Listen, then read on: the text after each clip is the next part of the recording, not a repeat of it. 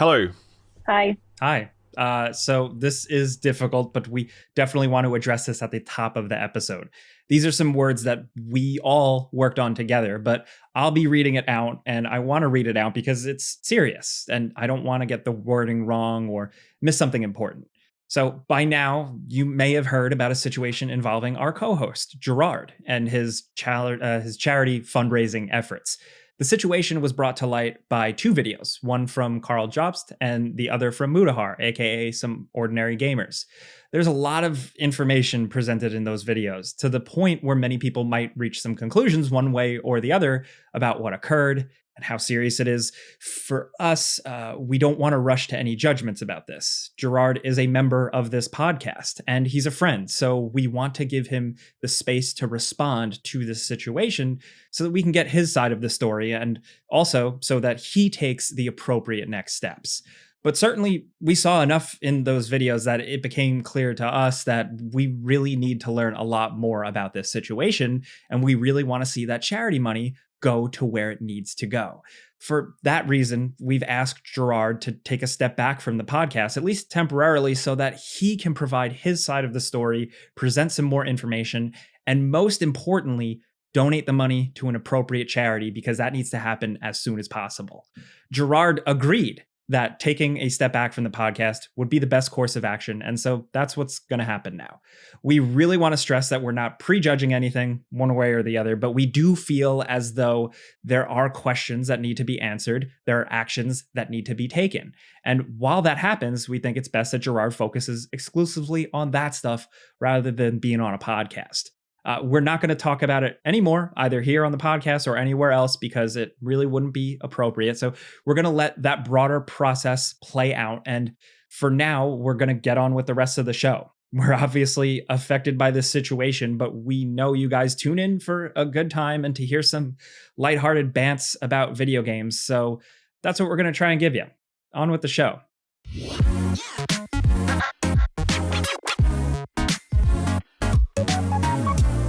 Did you guys ever have Barbies growing up?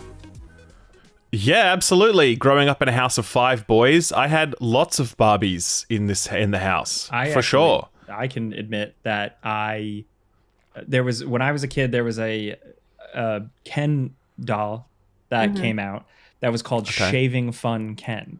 Oh, I remember this. Yeah. His face would like color change. You could shave him in and then like a 5 o'clock shadow and the color change. And I thought that was the coolest thing because I wanted that toy because I wanted to give him a gun. And so you could be like a hardened soldier where you're out in the field and then you have to shave. Our American podcast member, I found this wholesome thing. Let's give it a gun.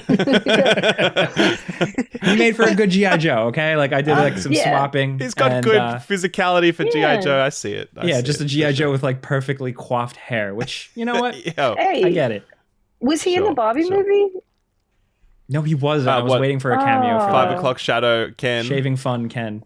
Yeah. Right. No. I actually watched that Barbie movie for the first time just last night. So, and I liked it. I liked my favorite scene was when Ken discovers the patriarchy. And I'm like, yes.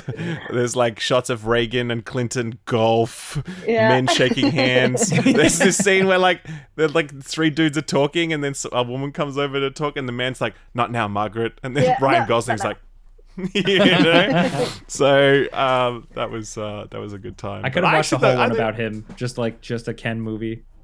Yes, totally. Actually, because at the beginning of the movie, I was like, Ryan Gosling, he's okay. He's not doing much in this. Like everyone's like, but then by the end, I was like, he absolutely crushed this role. Oh, yeah. He did such a good job. He's actually really funny. Like I think he crushed that. So Sublime.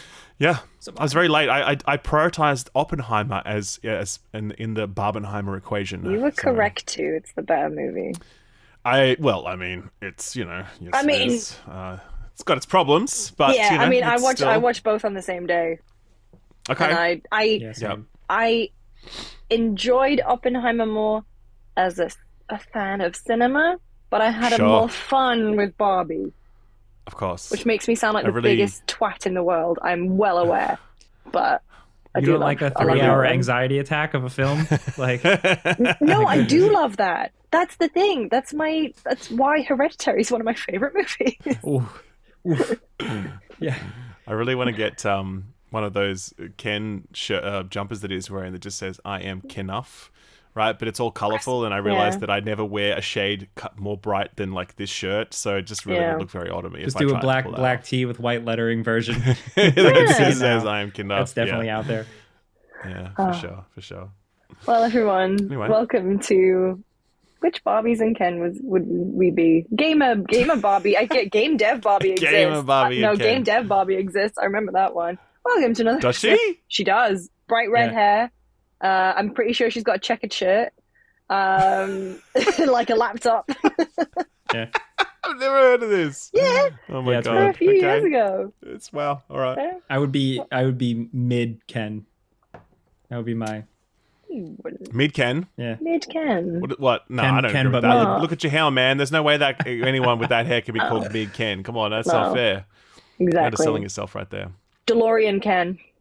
Ooh, that is a sick angle, actually. Tired Ken. For sure. Tired Ken. There's a Ken that's like a 1980s obsessed Ken, and he's just into like retro gear and garb. I reckon I would buy that Ken. I'll buy that Ken. He just has all these ironic accessories. He's got like the hoverboard from Back to the Future 2. He's got an Auto 9 from RoboCop. And a pager. He's got... And a page. And a page. Or no, a cell phone in a bag. A pager. My parents used to have that. Oh my god. Lucy, are you I have a question because I know you're in England. I'm in the northeast, everyone. Yeah. You're home. Are you in your like childhood bedroom? Because the pillow's giving that vibe. Okay, well, it's not my childhood bedroom. My mum didn't move here until I was 20-something, like early 20s. This was, she moved in with my stepdad, and so I got the attic room. And when I moved to America, all of my gaming stuff is in here. So, like, behind me, there's a Diva print from Overwatch that I've hung up, and I've got, like, a bunch of gaming stuff over there, like all my old games. I have a corner over there, which it's going to be a faff to move it, but I have basically like a beanbag under a window in the attic, and I have like I have like an original copy of Grand Theft Auto, and like all that stuff is over there. Nice. And I've got my record player, again, a twat. And you'll notice that I sound Beats corner. I basically do. I also sound way more British since I'm back, as you'll notice. I'm back, baby. Oi, governor. Oi, mate. Jake, your accents, man. They're just we need a Jake accents like comedy special where he just gets up and does really bad British and Australian accents. But one of these days he's just going to come out with, and it's flawless. We will be the fools. I'm getting like a lot of so do you sorry, I apologize. Do you both say bloke? Or is bloke Australian? Bloke, yeah. No, British says bloke. It's British. But, I mean, we don't really have any uniquely Australian words. Our thing is more except for nah. Our thing is more abbreviations. Like we don't say pregnant. We say like preggers, for example. We say preggers, but we don't say arvo. You say arvo. Arvo is ours. That's right. Arvo service station, servo. Yeah, we don't say that. Bottle, liquor store, bottle-o. Really just take any word, just say the beginning part of it, add O to the end. That's probably a huge portion of our speech. So that's it. I'm trying to think if we do. We have we don't say bloke as much. We say geezer. And sometimes you'll shorten that to geese. Another day in the life of a Brexit Grease. You guys ever rock with like putts or schmuck? Nah, these aren't ours. No. These aren't ours. You guys should start using those. They're good. I mean, they're good words. Don't get me wrong. They're just not part of our vernacular. I mean, so they we'll could save be. those for when we're visiting. Yeah, bring it there. Export it. Yeah, do it. Yeah. Hang on, we'll try and get them in this episode of the podcast. So, hi everyone. I'm here with these two schmucks on this week's episode. Hey. Nice. I'm Lucy, joined by Jake and Ralph. Truly an international podcast. We've got someone, the Americas, the UK, and Australia. There's a lot of time zones here. Yeah, this is an interesting time zone competition, let's just say. You might notice that I'm more awake for this episode. And you'll notice that I'm sleepier. And Ralph's fine. Still middle of the day for me, baby. I love it. I love it. It's perfect. I love it. big week in gaming this week because the Game Awards nominations have been announced. Some piss has been boiled, which is a phrase. A phrase that I love saying. And every time I say it, I love watching Jake's face because he is physically repulsed by it.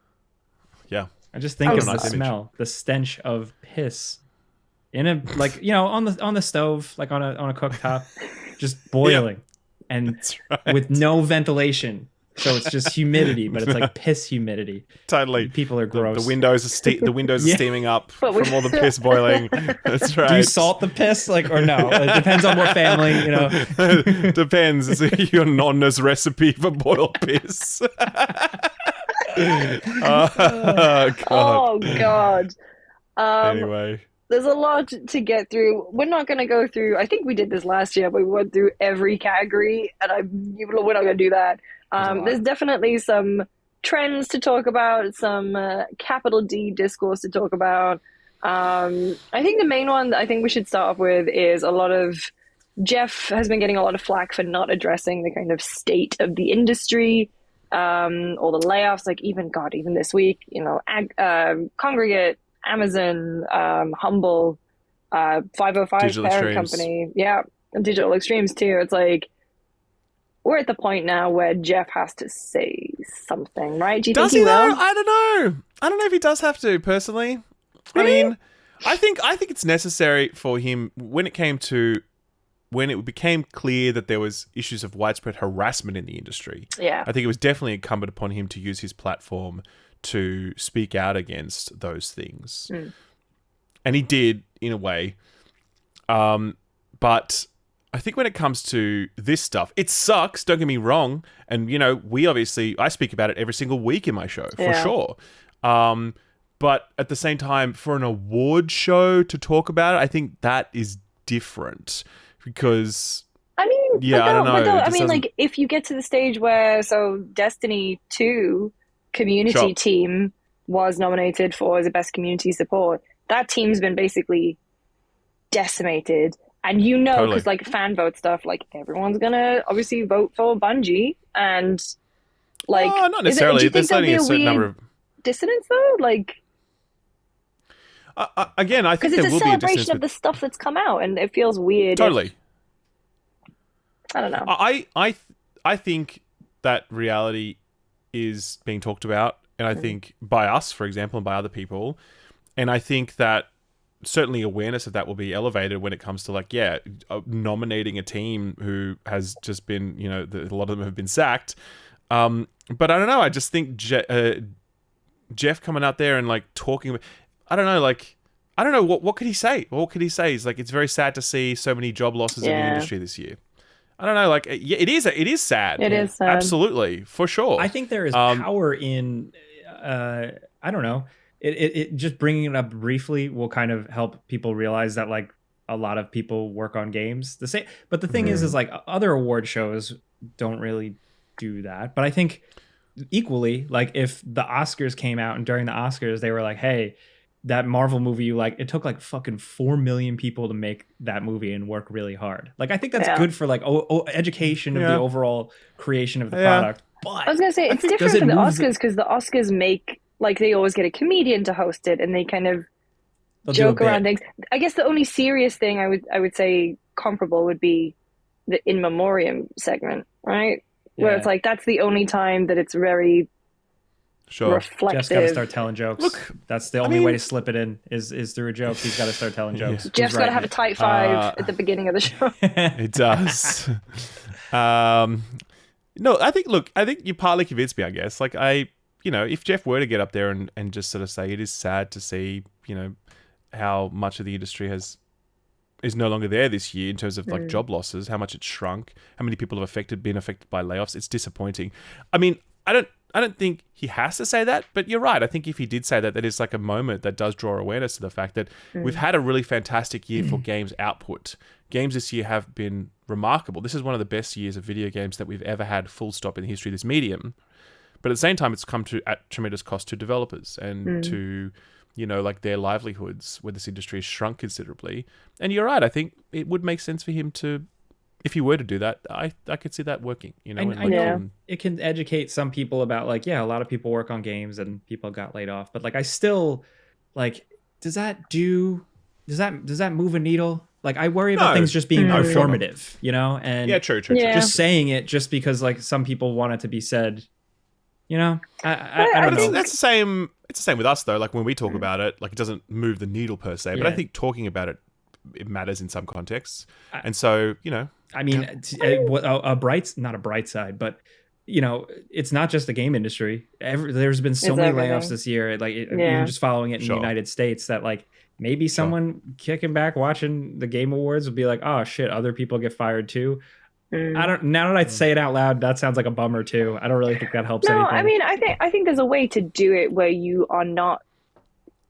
I don't know. I think celebrating people's hard work is a way of kind of addressing it in a way that is in line with an award show, making sure that people got recognition, because, you know, devs pour their lives into projects for years at a time, and then to get unceremoniously let go, it would be nice for a platform like the Game Awards to, and like I say, not bang on about it and not to be performative, but I think, you know, the heart and soul of Game Awards is to celebrate gaming, and I think that's a way to do it that kind of you know, the people who say that Jeff needs to say something, everyone's kind of getting something. I don't know.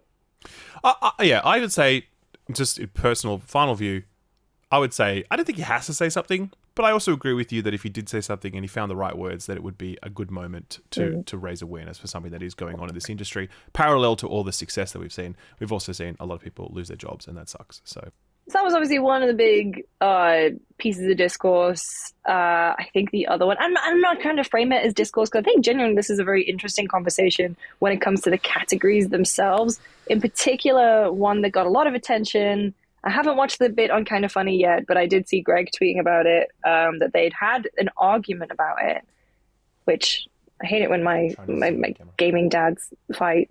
But the nominations for indie game, because Dave the Diver was nominated, but Baldur's Gate was not. Hi, Ralph. What's going on here, by the way? You are just like... I'm trying to zoom my camera. I'm not doing like this like a fucking cat. Like I'm trying to get my camera to... there it is. Worked. Finally. Come on, camera. Don't let me down. I was like, so, like the Alan Wake cat cameo. Yeah, look, I mean, it's like, it just, look, this whole, I definitely have seen a lot of discussion about indie games. So the indie game, what do you call it? So the indie game category for the year. What we got? Is Cocoon. Oh, no, Dave the Diver. That's debut. Oh, no. Oh, sorry. No. There's two. Yeah, best indie game. There's debut indie game and indie game, which I didn't realize. There is, yeah. Cocoon, Dave the Diver, Dredge, Sea of Stars, and Viewfinder. Okay? So all of these games are published by... Okay, the only one that is actually self-published, a true indie game, is Sea of Stars. Okay? Mm-hmm. The rest of them are all under a label. Cocoon is Annapurna. Dave the Diver is Mint Rocket, which apparently is owned by Nexon. Mm-hmm. Dredge is Team 17. And Viewfinder is Thunderful Publishing, right? Yep. This discussion about whether the term indie should mean a truly independently published game, I think it does matter in part. I do think that, because I think it is a big thing for a studio to not only make a game on their own, but bring it to market on their own. Like, that's a big thing for them to accomplish. And so I do think there is some benefit in protecting the meaning of that category, for sure, you know? But then at the same time, you then get Baldur's Gate that falls into that category. Or previously, before this, Bungie would have fallen into that category when they were publishing Destiny. Is there like a cutoff City with budget City or Project something? Red. City Project Red. Yeah. You know, with whatever, independent studio. So I think, I don't know what the phrasing needs to be, but I do agree that there should be a category for truly independently self-published games. I do believe there should be another category for smaller titles that aren't AAA games, that aren't swinging to sell a billion copies, that are made on smaller budgets. I have no idea what the phrasing or title of that is, but we all know what that feels like. That list of games there, they all fit into that list of games. Like, that all feels right in terms of what that category is, but it's not labeled correctly in a strict sense. So I think it's a worthy discussion to have, for sure. What's that old, I can't describe to you what porn is, but I know it if I see it.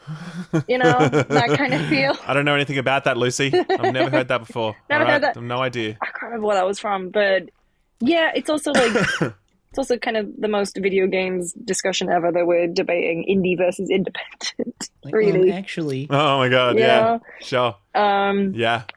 But that actually, in some way, that actually kind of, in a weird way, works. Yeah. Because, like, indie is a label now that we apply to these smaller titles from independents or smaller labels or whatever, and it's like, it feels that. And then if it's truly independent, yeah, you're right, it is a ridiculous conversation, don't get me wrong, but I can actually feel like that is actually making some progress in figuring out some verbiage around this, for sure. Yeah. Like, indie to me evokes the feelings of being, 2011 and seeing Super Meat Boy and Fez and everything. Independent to me is like a cut above something that is Baldur's Gate and whatever. So it's kind of weird, but also kind of, I wonder if there are better terms, but I don't think there are, because at the same time, from the outside looking in, like, we as capital G gamers, like, we can tell you the difference between AA, AAA, and now I guess quadruple A is coming into play. But like, trying to explain that to an outside audience, where it's like, hey, you guys name your game categories after battery sizes. Like, shut up. Yeah, it's like Succession. You are deeply unserious people. We definitely are, though. Let's be real. Let's own that. So, but I would say, look, that aside, that discussion aside, I do think these indie game nominations are really good nominations. Good stuff. Because I've played a great year for indies, man. Most of these to some degree. I've just started playing Cocoon, actually, and it's fantastic. Isn't it great? It's really good. Dave the Diver, I played through, loved it. Dredge as well, loved it. Sea of Stars, I've only just seen. I haven't actually played that one, sorry. I've only just kind of seen big chunks of gameplay. And Viewfinder I played as well, absolutely loved it. So those are some great picks for indie game, for sure. So they did well with that category. It's been such a great year for indies, man. Like, indies, independent. It's done well, even though this year's been a massive year for AAA and big titles. I still feel as though we've seen some really great indie titles come through and bubble up to the surface. Yeah, absolutely. I agree. Like, being able to, I think, break through the noise of this year more than ever is something to massively be applauded for. And like, Sea of Stars, for example, hearing their numbers, for example, and they thought like they weren't going to hit that, and then they smashed it. Like, I was talking to, because I'm back home, I'm talking to friends who are kind of like, they dabble in games. They're not really as entrenched as we are. And I heard, I was chatting to my friend James today, and he was like, oh yeah, I've been playing Dave the Diver. Or yeah, I heard of Cocoon. Or I saw that it popped up somewhere, so I bought it. And I was like, that's so cool. Because otherwise you could just be totally consumed by any other. Call of Duty Modern Warfare 3, baby. Jake, I can't wait to talk to you about that. Call of Duty. Yeah, can't believe you had to play it. No.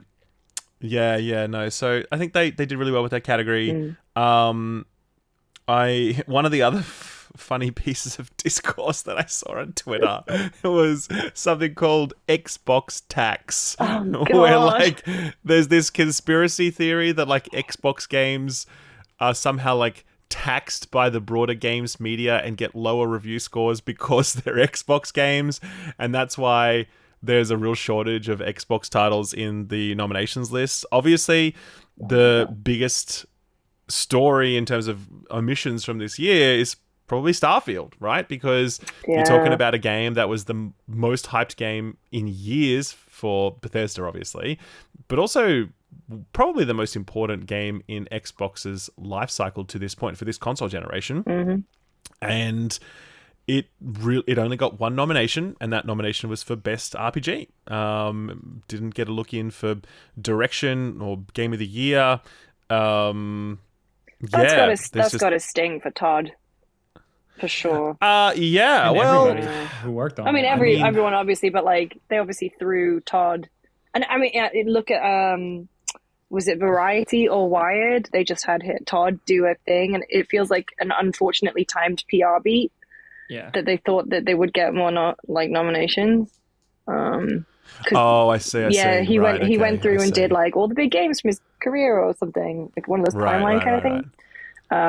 It was a huge year. Like that's the thing. It's like there were so many like just knock out of the park games. Like it's just even like, but like I also feel like it was bound to happen where one game that people were really excited about that turns out to be good can be overshadowed by just 10 other games that just happen to be even better. Yes, no, for sure. And I think another one in that discussion is like Final Fantasy 16. Where like obviously I didn't love Final Fantasy 16, but a lot of people really loved Final Fantasy 16. Like it was absolutely their game of the year. And there's a lot of people that fall into that category, and so they feel very much like what the fuck happened here, whatever. But the Xbox. Sorry, go on. I was gonna say in terms of Final Fantasy 16, like I still think it's a good showing for Final Fantasy as a brand because between 16, 14, and I think even the mobile game got a nomination. So it's like overall, Final Fantasy's doing fine. 7 Rebirth got nominated for like best, like most anticipated. So it's like, it just kind of feels weird about 16. Shout out to Ben Starr though. Yep, what a dude. Actually, he got the golden joystick. He did. So very well deserved. Also nominated for best performance, I believe. He did. Yeah, he did. I would have liked to have seen Hi-Fi in this whole like Xbox tax discussion thing, which I think is ridiculous. Hi-Fi Rush got a lot of love. Hi-Fi Rush, it got nominated for art direction, audio design, best score of music, accessibility. It's got 2 Nine Inch Nails songs on there.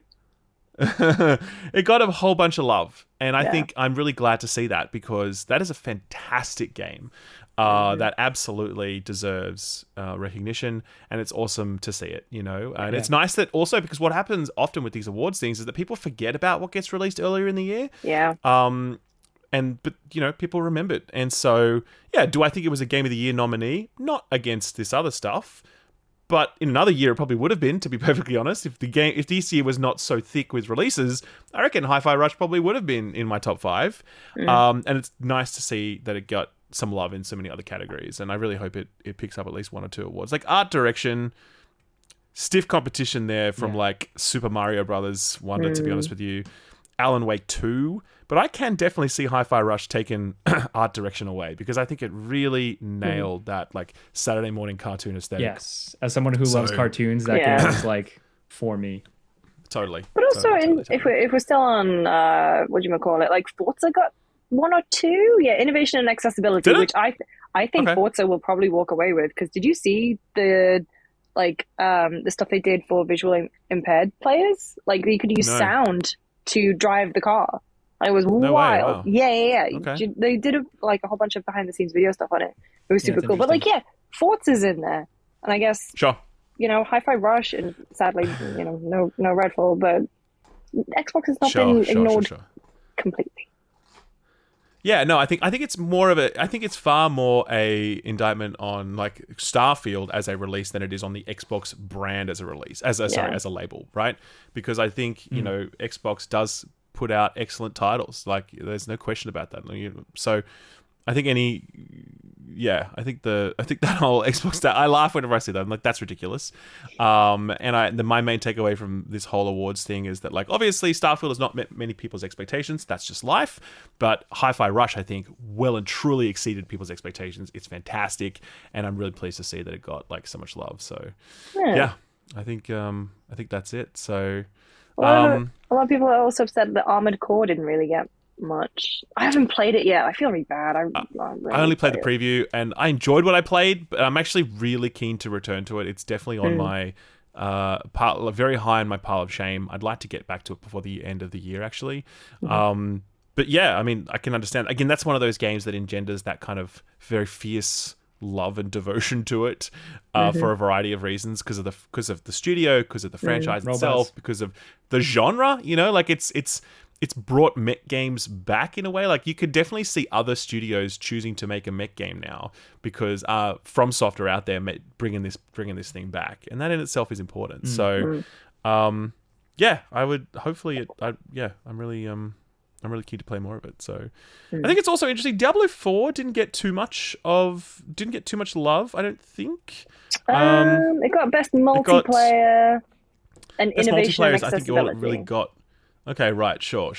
I think that's got to sting a little bit for Blizzard as well, similar to, like, you know, with Bethesda and Starfield. Yeah. A lot of hype behind that one, a lot of, like, you know, marketing spend, and Diablo games are big marquee releases for Blizzard and one of the biggest developers in the world. So I'm sure they would have loved to have seen some more recognition for that one. But, you know, obviously the hardcore community were not super thrilled with Diablo. I think most casual players, and I would put myself in that broad bucket of like casual Diablo enjoyer, I actually really liked it, and I'm still playing it to this day, in fact. Not seriously, I'm just kind of mucking around with it, but but again, I would actually say Diablo might be in my top 10 games of the year, but it's definitely not in my top 5, and so I'm not surprised to see that it didn't get too many gongs, or not gongs, or nominations, I should say, for this year. So here's a question. Cyberpunk. Do you guys think that Cyberpunk... Okay, so it's not nominated for Game of the Year. Yeah. But do you think Cyberpunk should be... Actually, what is it nominated for? It's nominated for Best ongoing game. Community support, ongoing game, Idris Elba for best performance, and narrative. Okay. Narrative, do you guys think it should be... Is the questionable one. Do you guys think it should be nominated for ongoing game? No. Neither do I. It sounds ridiculous. Yeah, I don't think a game should be like rewarded for being fixed. I mean, like, you know, not to be brutal, but like, you know, it was released. For some people, it wasn't up to snuff, and a lot of that ongoing was the game improving. Yes, granted, I mean, I guess if you're counting the expansion, I mean, plenty of games get full expansions, but like The Witcher 3 got expansions. I wouldn't call The Witcher 3 an ongoing game. No, even though they just announced today that they're doing mod tools for it. Yeah. Well, no, they just announced today that they're making a mod. They're making a mod platform. Oh no, I was talking about Cyberpunk. They're putting that in Cyberpunk? Yeah, you're right. Best ongoing game, where they just announced that it's done. The team's moving. I agree. To Boston, that is quite silly. I do not think that should be there. But look, Apex Legends, Final Fantasy 14, Fortnite, Genshin Impact. Yeah, I see those. They all make sense. We're obviously talking about live service style games that get regular content feeds and regular updates in that form. And I think, yeah, sure. But I think when you start including games that just get one-off expansions and bug fixes in ongoing games, something's seriously broken with that category at that point. So that's a wild one. And also but would you guys, what about if you saw, do you think Cyberpunk would be eligible for a Game of the Year nomination this year? Like, it's not, but would you guys think? I think so. I think it is. I'm kind of amazed it's not in Best RPG. So it's not really much of an RPG. The way it's gotten better. That's a whole other conversation. It's semantics, but like I would only really count Final Fantasy 16's in there, so who gives a shit? It is? I didn't even know that. Oh, I thought that's Best what RPG Final Fantasy 16? Yeah, damn. Oh, man. Come on now. I didn't know that. No. Come on now. Okay, fair enough. Whatever. We're not going to get into that now. Yeah, we're not going to get into that. I've been through enough. Enough. You got like 1,000-yard stare when you said that. That's right. No, but look, personally, like, yeah, again, I really do feel as though, again,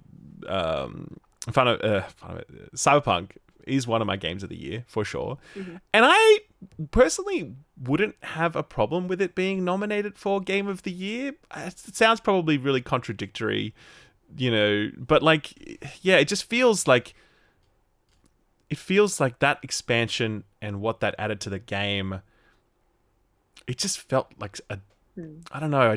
I can understand how, and the fact that so many people got to experience it this year for the first time in that context. I think there are arguments for and against why you might include, why you think it might be eligible for that category. I can understand why someone's like, nah. I'm like, okay, yeah, fair enough. I see it.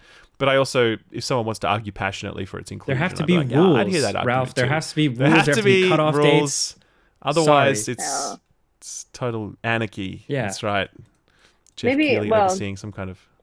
Maybe I hope the security's better this year, so there won't be total anarchy. I hope the security. I'm sure. I mean, Jeff's really got to do something about that for sure. Wait, so. Jeff Keighley's a Fortnite character now. Did you guys see that? No. I don't know if you could play as him, but he's in Fortnite. He's in Ralph, did you not see this? How is he in Fortnite? There's a Game Awards promo. Yeah, did you see he tweeted out Jeff Keighley, which I thought was very good. That was funny, yeah. That was funny. Yeah, it's all in his character Fortnite. has big hands. It's kind of funny. No way. Yeah. I had no idea. Oh man, that's fantastic. Yeah, good. Okay, you should Google it. It was great. I will. So, mate, Jeff is like living his best life because totally. He's in the Game Awards were in Stranding. The Matrix. He's in Death Stranding. He was in the Muppets, that haunted thing, right? Oh yeah. Oh, he was in the Matrix. What the? Yeah. Well, like a Game Award was in the Matrix. I don't know if he was. That counts. He is the award. That counts. Some say the award is modeled from Jeff. After him standing up there with his arms back. With arms by wide. That award's made by Weta. It was designed by Weta. Is it? Yeah, I think so. Also did not know that. Yeah. Fascinating. Okay, interesting. It's a nice looking award. It's handsome. It's got a classic, best influencer, best content creator, Jake. Content creator. That's gonna be you, man. That's it. That's going to be you. People Make Games got in there. And I was impressed to see that. Yeah. I'm so happy. Usually the content creator of the year. Okay, these are the content creator of the year nominees. Iron Mouse, Quackity, Spreen, Cypher PK. I have no idea who any of these people are. Do you guys know any of these people? That usually happens. happens. Single one of them. Yeah. I'm sure that they are absolutely gigantic. No, I'm sure they are. have like 100 million subscribers each, but I don't know a single one of them. So I think they might be like Spanish language. I remember clicking on the tweet and seeing like something all in like might have been Spanish, I'm not sure, but I was like, which is cool because if you're not constraining to just English language content creators, I think that's really cool. But I'm super stoked that Chris Pratt is in there. One of the nicest people I've ever met. He is so sweet. People are going to think you were talking about Chris Pratt at this point. Yeah. They're going to think, wow, he got a nomination this year. Chris Pratt. Bratters, as he's known in the UK games. Okay. It's much safer to call him that than in the other thing, I suppose. Yeah. So, it's good to see that sort of content creator get a nomination. Yeah. Really, really love that. So, yeah. But then, I don't know, like... Then you got the esports awards. Yeah. There's adaptation, which is Castlevania. I haven't watched that yet, and I loved the original. Neither have I. Gran Turismo, the Neil Blomkamp movie. Oh, I just Last saw of that. Us, which... Oh, you just saw that. What did you think of it? Is it good? It was pretty good. Yeah, it was very straightforward, but it was good. Okay, cool. Nice. The Last of Us TV show, which I feel like is, I feel it has to. Come on. But then the Mario movie is also really popular, but at the same time, like, I think critics are going to be drawn to the Last of Us TV show as a better adaptation, and I would personally agree. As much as I actually love the Mario movie, but I would say the Last of Us. Not Twisted Metal for you guys? No? I haven't seen it. I do have Peacock, I watched though. one clip, I couldn't. and I'm like... I couldn't get through it. I kept watching. I got to the second episode, and I kept having to start it over, because like I'd fall asleep or something.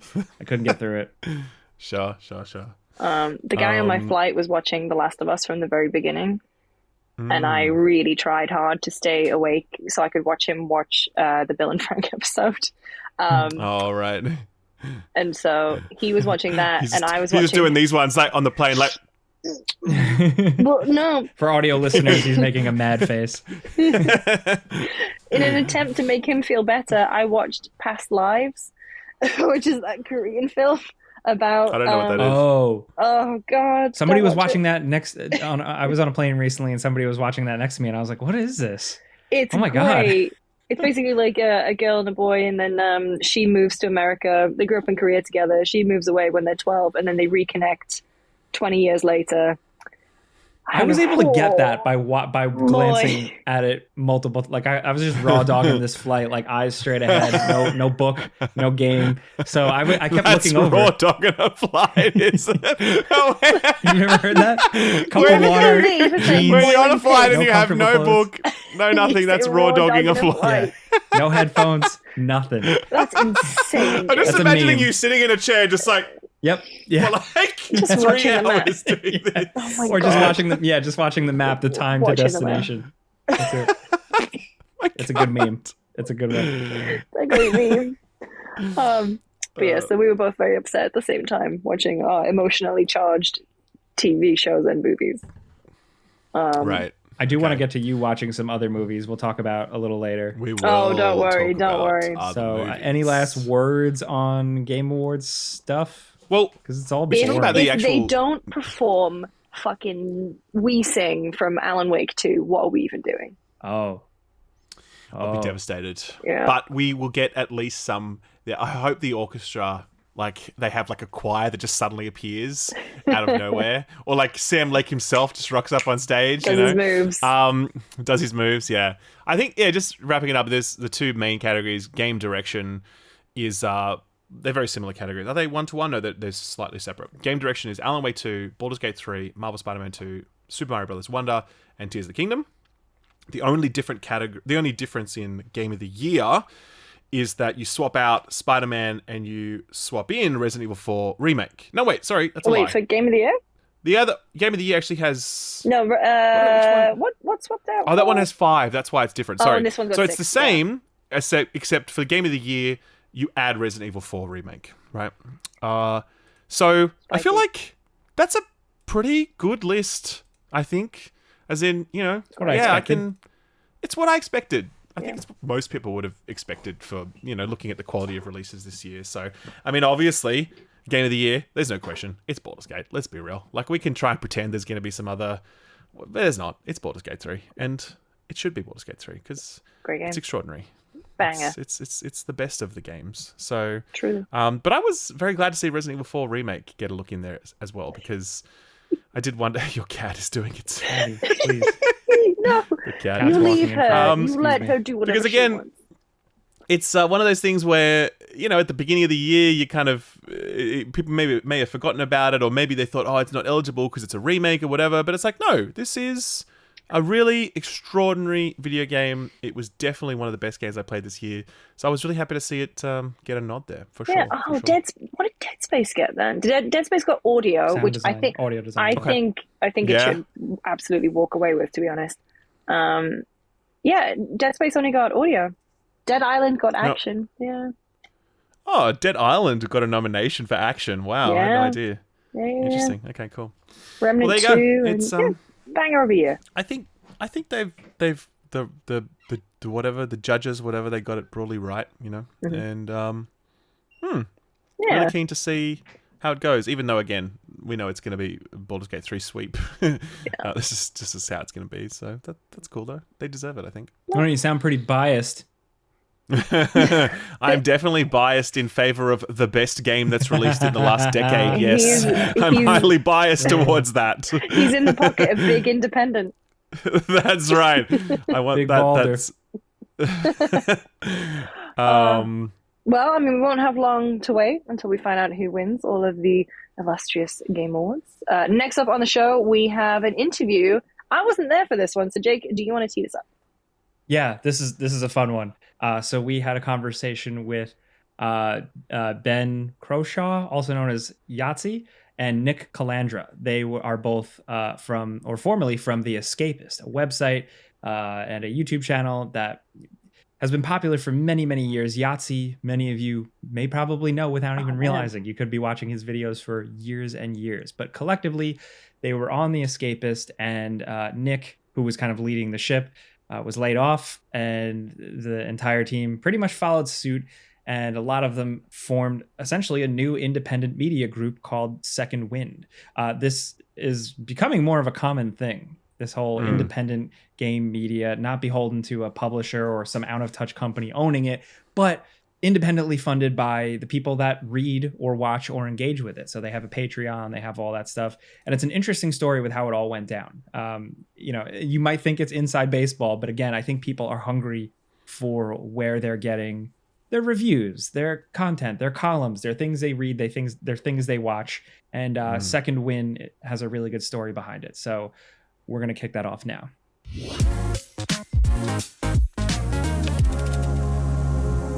All right, so after the incident of November 6th, we're kind of, at the time of recording this, 1 week after the Escapist exodus. How you guys feeling? I mean, the YouTube channel, like at the time of this recording, it's cooking on almost 200,000 subscribers. Is it really? I didn't even know that. Yeah, last time I checked, it was at like 30,000. No, yeah, we should be hitting 200,000 tonight. Oh my god! So Nick, how's the first impression? God knows what'll happen when we put some bloody videos on it.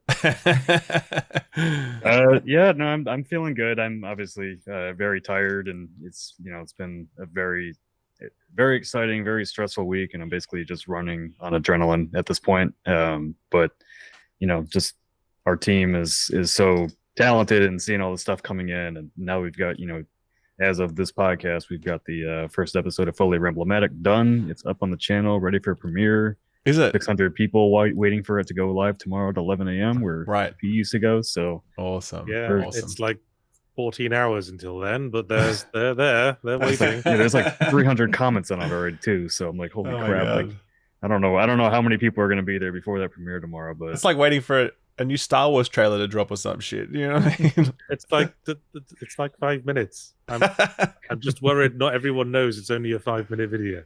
Sure.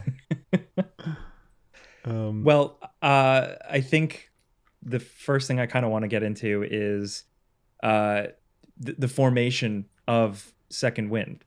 What was the guiding principle during the early conversations? Was it just like sticking it to the man? Was there something like you really wanted to do differently, or was it just kind of like a mad scramble? It was an absolute mad scramble. Yeah, and it wasn't so much sticking to the man as wanting to keep doing our jobs that we like doing. Good. Yeah. Yeah, so I've been on a lot of podcasts by this point, but essentially what happened was like over the last, you kind of have to go back a little bit and give context. So I started on the Escapist back in 2018 as managing editor of video under Enthusiast Gaming, and by July 2019 I was editor-in-chief. So the first project like Yahtzee and I ever did together was like made him go to E3. Put him in. Did you like that, Yahtzee? Oh well, I seem to remember having fun at some point. But yeah, so like that was kind of like the start of this whole journey, and kind of getting Yahtzee more involved with the team and everything. And so over the last 4 years, like basically I got put in charge of the Escapist brand at its lowest point, where everybody hated it, nobody wanted to touch it, nobody wanted to do anything with it, and I got offered the editor-in-chief job after their Russ Pitts kind of self-combobulated on Twitter again. And so I was kind of like, well, shit, I've only run outlets with a few thousand people reading it. I don't know I want to take on this absolutely hated outlet as somebody that's kind of not a no name in the industry. So that could go one or two ways. Either I'm good at this or I'm going to be hated as well. But I decided to take the risk. I thought it'd be a fun challenge to kind of try to reform this brand and turn it around into something positive. And I had already built up a lot of connections in the industry with the indie scene and all that through my work on Only SP and Gimme Memory, my two previous brands.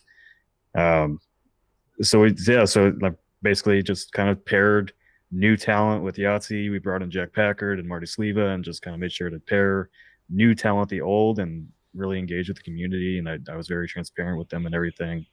So we did that until last year, about September last year. And then one day I wake up and on Twitter, we're sold to gamers and without warning. And I'm like, okay, do we have jobs? Like, what's going on? And it's like, oh yeah, you're all going with them to gamers and you're fine. I'm like, okay, great. So we get to gamers, and I've been prefacing a lot of like our interviews because like gamers at the start was actually like really good. It was that company is full of people with media backgrounds, so I was excited about that. They didn't fire anybody from the Escapist when we made the move. We got like our salaries were good. We had good benefits. They were excited about working with us and kind of building us up. And then they brought in the red flags kind of started to go up when they brought in this video manager. And he was too old for the job basically, and just didn't understand the current climate. And so he kind of set us back 6 months. And so he got fired 6 months ago, and then I got hired for that job. And so by that time, once you get to that role as, to clarify, I was editor-in-chief of the Escapist and a video strategist for all of gamers. And so they wanted me to basically build the whole video department alongside Greg Johnson, my manager. And so that was tasking me with not only running the Escapist video, but also rebuilding Destructoid video and Prima video, Mary Sue video, and Dottie Sports video. And sounds reasonable. It sounds like a reasonable role description. I'm sure you could fit that all in. Yeah, it was an exciting challenge, but also like, anybody that's been on YouTube knows how hard it is to revive a channel that's been dormant or dead for either months or years at a time. It's impossible, really. It's basically impossible. Yes. Yeah, and so, the writing was kind of on the wall by that point, but like the Escapists I wanted to take our model on the Escapists and bring it to other sites. And so during all 5 years that I was 4.5 years or whatever I was running the Escapists, we had started building up our premium models based on things that like Last Stand Media does, like MinMax does, like Defector Media, like, building a sustainable revenue that compounds year over year through Patreon, YouTube memberships, live streams. Yeah. And so that was working for us. Like we were growing revenue. We were doing well. We weren't profitable yet because back at EG, there was only Yahtzee, myself, and Omar, our head of production, that were full time. And then everybody else was contractors and all that, and kind of made empty promises about going full time. So we really had a small budget back at EG, moved to Gamers, and they're excited. They want us to grow. They want us to grow fast. They see the potential. And I had warned them, like I had kept things very tight back at EG because we didn't have a lot of budget to work with. And I warned them, I said, if we hire everybody too quickly, I'm going to have to play catch up. And that's going to be really tough to raise that money fast enough. And they're like, well, we're going to hire, what we need and all that to get this really going. So we did that. And of course, here we are, I got fired over that basically. We just couldn't catch up to the revenue we needed to make to be profitable. And the last kind of like few months before I got fired, like the goal was to go from 5.6 million views from the CEO to 10 million by the end of the year. And I'm like, there's no possible way that's happening. Not unless you do some serious clickbait bullshit, my man. Yeah. Yep. And I refused to do that. And I wasn't going to let them milk Yahtzee. And they didn't like, how much I protected my team. They just wanted Yahtzee to do as much as he could. And they thought he was just kind of sitting around not doing enough for the money they were paying him. Yes, sure. I prefer to be milked with a sensitive pair of hands. Don't we all, Yahtzee? Don't we all? Wow. Okay, so their idea was they would promote this person who has done great work on the Escapist to run their entire video department. And then when that person wasn't able to do this miraculous turnaround for all of the channels and deliver, 100% growth in 6 months, they're like, let's just fire this person. Yeah. That's business genius right there. That really is. From what I've heard, like I was called useless at the company. I'm like, okay, like sure.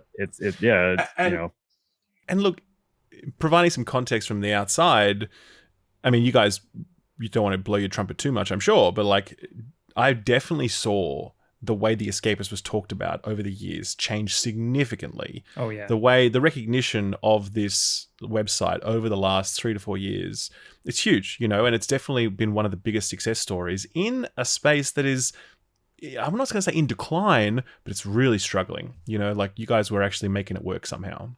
Yeah, Nick really turned things around in the last few years. Actually, built a community and built a sense of community between all the creators. I actually really started really enjoying working the Escapist the last few years. I got to stream regularly with other people and build relationships, build chemistry between them. And it really blew my mind that they'd ever consider firing Nick. Yeah. Who was like the driving force behind all of that. So... when I saw it on Twitter, I was like, what? I was like, there's no way. What the fuck? How did this happen? I was so blown away when I saw that news. But equally blown away in for different reasons to see the loyalty that you had inspired in your troops and the fact that as this happened, everyone's just like, well, if he's gone, so am I, and that's pretty rare to engender that kind of loyalty for the people that you're leading. Yeah, to get back to your original question, Jake, like how we got that started, like it's a fucking madhouse, really. Like I had an inkling that I was getting ready to either get let go or get demoted because I went home for Halloween to visit my mom for her birthday, and during that week, I got a Google Slides report from my boss that basically told me the same thing that I've been told 1,000,001 times. Yahtzee's profitable. Frost is doing very well. The rest of your content isn't. And it's not like I didn't know that, but also like our premium memberships were growing because of that content. You don't need 100,000 views on every piece of content if people are signing up to support it. Exactly. And they just didn't want to listen to that. And so I get that report, and by that point I know, okay, I think my time's up. I knew it by then.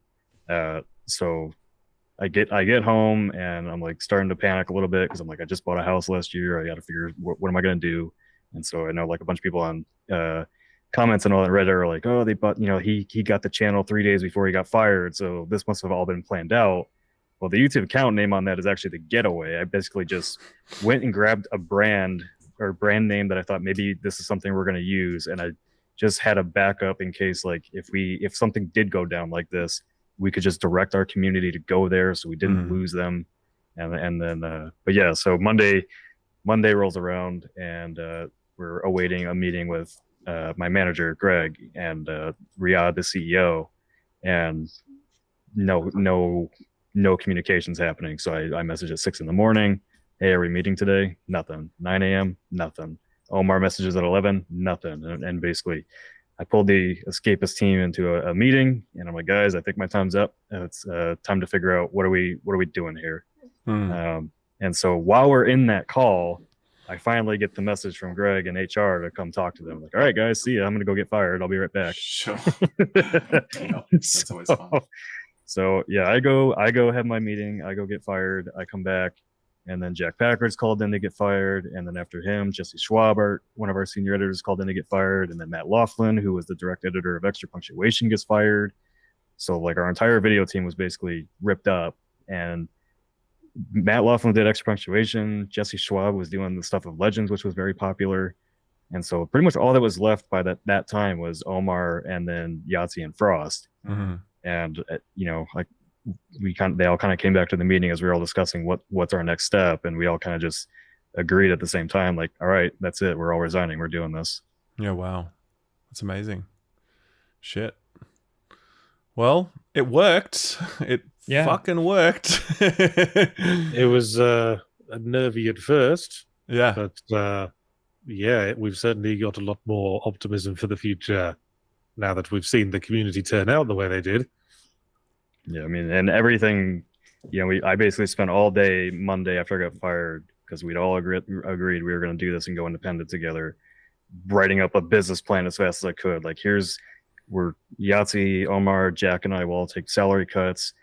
Here's what we need to basically get at least our salaries back and be funded if we want to run our own independent outlet. And I made all these projections, and including like how we were going to sell sponsorships, advertising on YouTube, Patreon, Kickstart, whatever the fuck we were going to do. So Tuesday rolls around. I've got the Patreon page ready because Jack threw out the name Second Wind kind of half-assedly, and we originally set it all on a bonfire, and then Jack threw out that name, and we all kind of like, oh, that sounds good. Let's go with that. Okay, Javed, who is Good Blood on YouTube, can you make a logo for us? Yeah, man, I got it. Okay, logo's done. Patreon page, I'm putting that together. I'm just going to transfer everything over that worked on the Escapist so we can get this up and running, direct people here. But we didn't plan to launch that day. All we wanted to launch was our social pages to direct people where to go, including our Discord. And then somebody found the Patreon link, joined at the highest tier, and we're in this call just going, oh God, like this isn't ready. Like, what do we there's no graphics, there's no words on this page. What do we do? And then just kind of made the call, like, let's just see what happens and launch it. And then it just blew up, and that's it. Yeah. Then we start making BBC News, and then we start making. Oh, did you? Yeah, we were. Really? What did they say? It was just like, dry reportage of the event, but it was like number one story on their tech page. Ooh. Yeah, I got a call from my mom like Tuesday night, and she's like, do you know you're on the BBC? I was like, what? I am? That's amazing.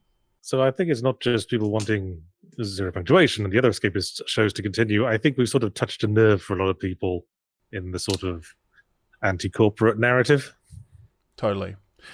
Yeah, I mean, coming back to something you said earlier about, like creator-owned media, collectives and whatever, it does seem as though that's kind of like the future of where all this goes. Because for me personally, it's very clear that the corporations have no interest whatsoever in what this is. Like properly covering video games, they couldn't give a fuck. I think they might have cared at some point in the past as they were getting into this thing, because they're like, well, you get the right people on board, you build something up, whatever. But that desire for perpetual growth is so ruinous to everything, every industry, every type of business, including games media. And you've definitely seen in the last few years so many outlets close, so many layoffs. So yeah, I mean, how was all of that factoring into your thinking when you were planning this escape plan, so to speak? We really, I mean, we're all creatives at, you know, even the video editors and everything. Like, we're all super proud of what we built on the Escapist together. And, you know, we really just took what everybody's been asking, how are you guys getting this done so fast? And it's like, well, we had the whole structure already. Like, we knew we were a very solid team. And so we just basically took that over to Second Wind and kept going. Yeah, it's funny that it's almost like the corporate owners didn't actually help achieve anything. I mean, we sold our own sponsors. We did all of our own marketing. Did you really? Yeah. Wow. I mean, No way. yeah. That's literally like their one job. Like, that's it. Like web hosting and that shit. Do you know what I mean? I keep bringing up your stuff because I'm like, SkillUp has a sponsor on every episode he does. And also, like, Extra Punctuation is doing 200,000, 100,000 views every week. Like, why don't we have a sponsor on every episode we do? And there's no what is a corporate company giving us at that point besides paying our paychecks? And, you know, like, if we're earning all the money ourselves, and I knew all the money that came in from my team, I did all the tracking on that. And so, you know, like what exactly are they doing for us? Because they have this huge network of 17 sites, but there's no cross promotion of anything we do on those sites. There's no marketing from the parent company when we launch a new show. You know, they made us separate 3MR to its own channel, 3-minute reviews to its own channel. And I go in and I'm like, hey, are you guys going to say anything about this? You made me do this. Well, do you have a plan to market? I'm like, you can't just send out a fucking tweet? Like, sure. Like, how difficult is this? So, I mean, yeah, we were prepared basically for the last 5 years. We prepared for this moment just on our own, really, just to become a business. And, you know, we were basically independent under corporate owners the whole time, which they don't like that. I mean, they don't like you being transparent and, sure, you know, like, well, yeah. I mean, they also don't, I mean, at that point, you're pretty quickly going to realize that we can do this on our own. You know what I mean? Like, so yeah. So how does it go now? Are you guys all technically classifying yourselves as co-owners, or have you slipped into roles again? Like, Nick, would you call yourself editor-in-chief now? I feel like you're... No, I won't call myself that because we're not running a website anymore. But you know, basically just director of content and a co-founder. So like, there's 9 of us that were full time that came to do this. So I don't know if this is like the biggest games media try to start up that's gone. Might be. I think so. Usually they're in the vicinity of like 4 or 5 people. Like Aftermath just recently was what, 5 people. Yeah. So it's usually smaller than that. Yeah. Yeah. So when we were all resigning or getting fired and everything, like, I had spent years kind of studying, you know, Last Stand and MinMax and most recently Defector Media and how they started things up. And so once we were all let go, basically I sent out my tweet. I had the whole team retweet it. And then basically everybody started going and resigning or getting fired. And we all just retweeted each other to get the word out. Like, hey, here's what's happening and here's where we're going, and go and set it up. So like Defector Media is like really, somebody commented on another podcast that we did today. Like, it's kind of gross that there's like a plan for this kind of thing to happen. Yeah. Template. Yeah, of course. Yeah. How to escape corporate overlords. Yeah, sure. But I mean, you can only do it if you have the team of people in a community behind you that knows what you're doing and is supportive of it. Definitely. And I think as well, like we talked about the broad-based support for the Escapist brand over the last few years. It's not just Zero Punctuation, it was other things as well. But I mean, specific to Zero Punctuation, I mean, Yahtzee, you've been doing this for how long now? How long has that series been running? 16 years. 16 years. From 2007. So again, it's always uncomfortable to blow one's own trumpet, but like, why do you think Zero Punctuation has had the staying power that it's had? And I'm like, Obviously, it's not just because it's funny, but like, I don't know. What do you think has made that work as well as it has? Well, like I've said on several podcasts now in the last week, when you first go viral, that's like a good start. That's the spark that gets all the eyes on you. But if you want to sustain that for 16 years, the most important thing is consistency. You just put out something every week. It's the same length. It's the same thing people have come to expect, but new knob gags, obviously. Then if you just do that for long enough, you create a nice, comfortable place to come home to at the end of the day. Yeah. And I think that's what when people suddenly heard the news that was going away. It was like you're on a plane and the engine noise suddenly goes away. You've trained yourself not to notice it, but now it's gone away. Suddenly you sit up and start worrying. Sure. So you've been... Sorry, Jake, I'll just ask one more question of Yahtzee, because I think you've been reviewing games for 16 years. There's very few people in this business who have been reviewing video games for that long. Most people make an exit before the 16-year mark. Do you still have like the same enthusiasm for it that you did? I wouldn't do it, and I wouldn't be going independent to do it if I didn't really like doing it. It gives me an excuse to play all the new games. I like writing about them. I like thinking about what works and what doesn't. It's the thing that interests me the most. I mean, I've done videos on game design as well with my Dev Diary series, and I design games in my spare time. It's one of the things I find most interesting. Yeah, one of the fun parts about our team is I feel like half of us are actually working on games in some form, like game development ourselves. I think that's true of pretty much all gaming media, that half of them have a toe in development as well. Yeah. I mean, remember stupid, not me. No, I was gonna say the only reason I'm a YouTuber is because I have absolutely no skills in game making.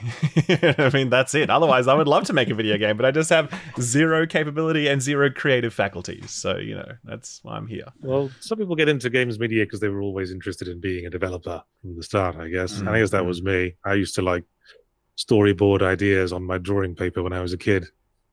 Just plotting out like adventure games and writing down what would happen if you clicked on the things without having any programming ability. That was the best I could do at the time.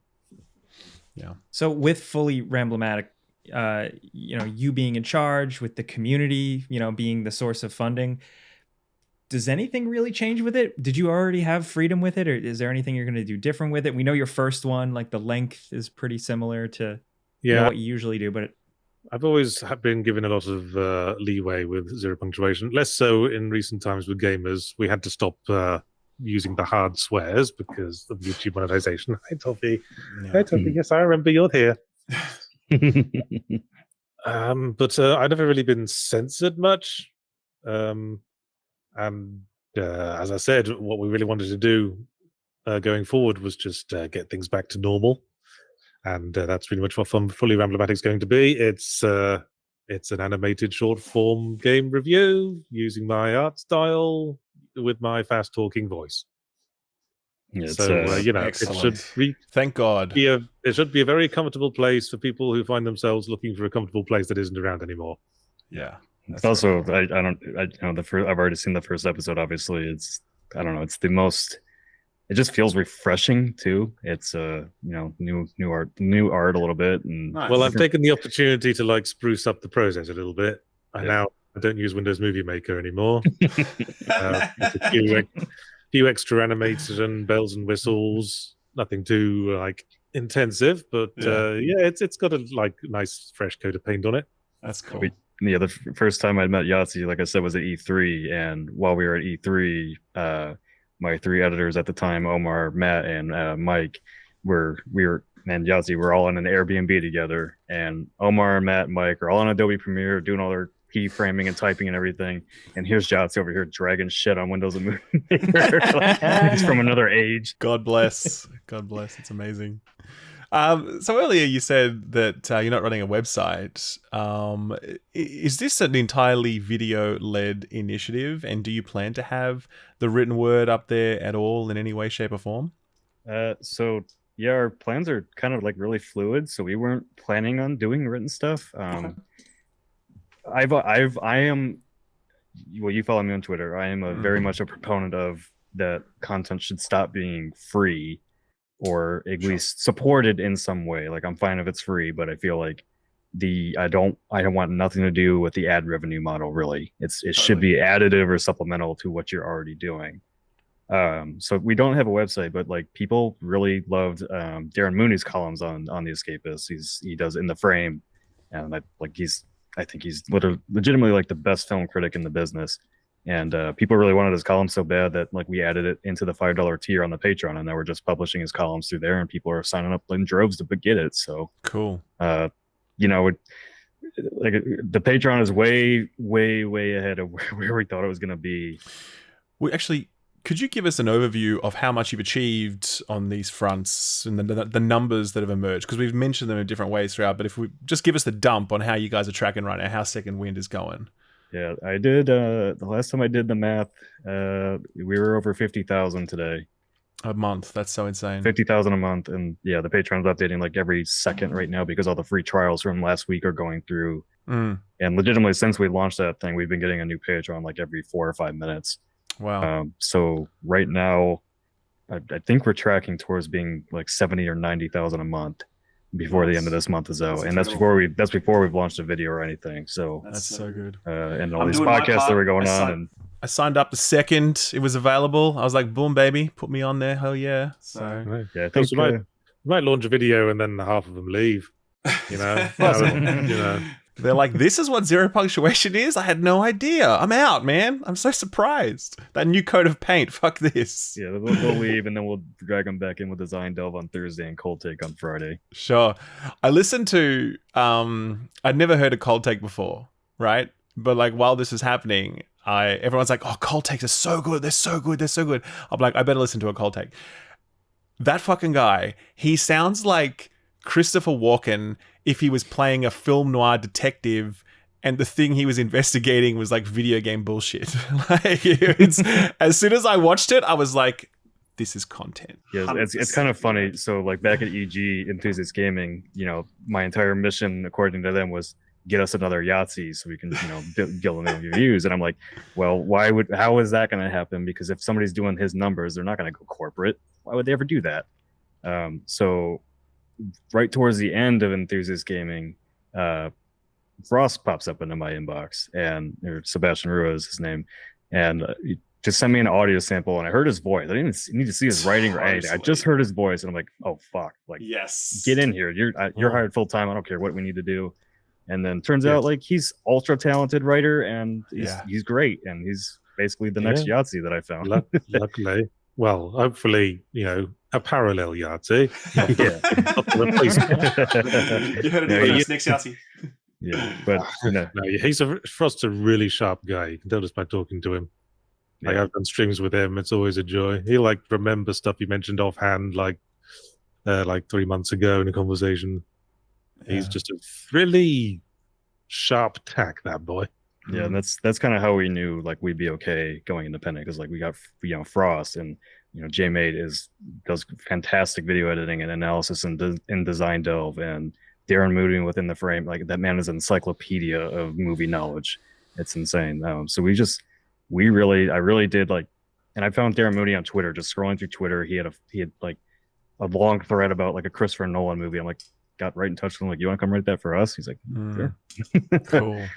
That's awesome. Yeah, we pick up a lot of talent off the street. With Darren specifically, I know it's complicated within the frame with Escapist, but like, do you guys have plans to flex him with videos? Yeah, we're working on a new video series with him too. So that was one of the really frustrating parts about the Escapist, was like, we had a lot of really cool video series that just never took off because it was Yahtzee's audience, and you know, they just kind of saw this other stuff as extra or whatever. And so now with Second Wind, it's really exciting because this whole new audience has found us, including Yahtzee's audience. And they're really, really jazzed about supporting all this new stuff that we're doing. And it really opened up. So while it's exciting for like us full-timers, what I'm really excited about is like, we're going to be able to use this platform to get a whole new wave of people you've never heard of in front of hundreds of thousands of eyes now. It's very cool. Yeah, I guess that was what I wanted to ask about your sort of more long-term ambitions, because you've got your existing platform show formats, I should say, and you've got your existing talent.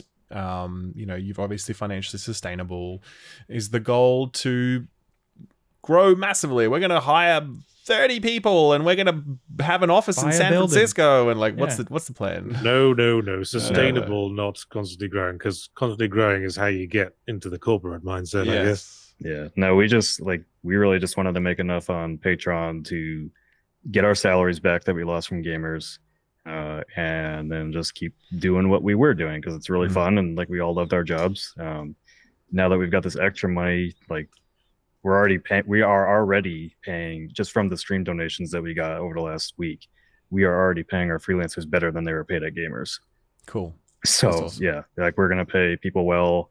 We're gonna give people we're working on having a video essay spot on the channel that we can bring in freelancers to make their own video essays and give them a spotlight. But I mean, based on the money from the Patreon, and that's only one revenue source for us, because we're doing ad revenue, we're doing some merch. We're partnering with Shark Robot for merch, and so we launched our first line on Saturday during our launch party. And I had called them before because to give you the scale, how big this got, how quickly. Aside from the YouTube, our Discord for Escapist only ever got to 4,000 or 5,000 people after 4 years. The Second Wind Discord after 3 days had 30,000 people in it. Crazy. So I said, hey, who's interested in merch? And here's the designs, and hundreds of people are we're gonna buy it. So I called Dave at Shark Robot. I'm like, hey, be prepared. There's a lot of interest for merch. He's like, well, generic merch doesn't really do super well and everything. So announced the merch during the live stream. I texted him about an hour and a half in. I was like, hey, how's it going over there? He's like, damn, dude, people are going gaga for your merch. And I'm like, yeah. That's cool. Yeah, and it really, the whole story just kind of makes me realize just how ridiculous, silly, stupid, short-sighted a lot of the larger media entities or corporate entities are about this stuff. Washington Post shutters its gaming coverage because they're like, we can't make it work. It's yes, you fucking can. Do you know what I mean? You just need to make sure that you put some money behind it and hire the right people and, support them, and off they go. New York Times doesn't really have any. They've started to do some stuff, but not much. You see all these other corporate entities constantly downsizing all their teams and whatever. And it's just this is the largest entertainment medium. This is it. People want to hear about this stuff. They want to learn about it endlessly. And if you can't figure out a way to make that work, then why are you in business in the first place? So yeah, that's what I said earlier today. It's I don't understand corporate media, because it's just constant stress and anger for them, because they can't go from 10 million to 100 million views overnight. And I'm you either invest and so that was my entire mission under Escapist, under corporate leadership, was to get them to think about the way you guys are doing things, the independent outlets, because it's working. If you build the talent, and that can happen under corporate media. And that's where we were headed. It was, we weren't profitable yet, but when you do these kind of things with Patreon and all that, your revenue compounds year over year. You get annual subscriptions. So you add $6,000 in March. Next March, you already have $6,000, and you add on top of that. Every person I've ever talked to about it, my family who has no idea how any of this works, you just talk to them about it. They're like, that makes sense. You take it to one of these guys in corporate, and they're like, it's a drop in the bucket. It doesn't matter. I'm like, of course. Yeah, it's wild, isn't it? It's truly wild. Well, you guys rock. Very, very excited to see how well this has gone for you guys, truly. Yeah, I think a lot of us just haven't processed how well this is going yet. Yeah, we'll probably process it easier when we're getting paid. Yeah. So yeah, we decided not to pay ourselves until January 31st. So we're basically just accruing a war chest. Okay. Why? So that we're sustainable. Just because we want to be sustainable, and so yeah, we're just banking together enough for the first year, and you need the war chest. Somebody's computer is going to break or something. That is true. Our plan right now is to go to Kickstarter to basically raise the first amount of funds we need to fund the first year, because we gotta get incorporated, lots of legal fees, all that kind of stuff. And if we raise the amount that we're looking for on Kickstarter, then we're basically set for the future going forward. Documentaries have been a really cool thing that Nick, you and a team have really spearheaded the making of stuff. I really like those. So is that going to continue? Are you going to put more resource? Yeah. Okay, cool. Oh yeah. I wanted to do so many under gamers, but because of unit per or cost per unit, they wouldn't let me do it unless we sold them at like a high cost. And I'm like, well, we're competing with NoClip, who does them for free. So yeah, that's not going to work very much. Yeah. So yeah, basically planning on going back to doing them for, we need to be paid to do them a little bit just because of the amount of work that goes into them. But we're definitely not going to try to charge anywhere near what Gamers was trying to get us to charge for them. And yeah, those are my vacation projects basically. And the team do you have most of the team? I know you said you have Omar, but like, do you have a lot of the team behind that still? Yeah. So the person that's going to end up leading the edits on those documentaries is actually Javed Starrett, who does Good Blood. Okay. So yeah, we got some cool plans in place for that. That's cool. That's all I needed to hear. Cool. Yeah. You know what's funny that I'm on the podcast with you is like every time I was having meetings with corporate and all that, they were like, how do we become like Game Ranks? Oh no.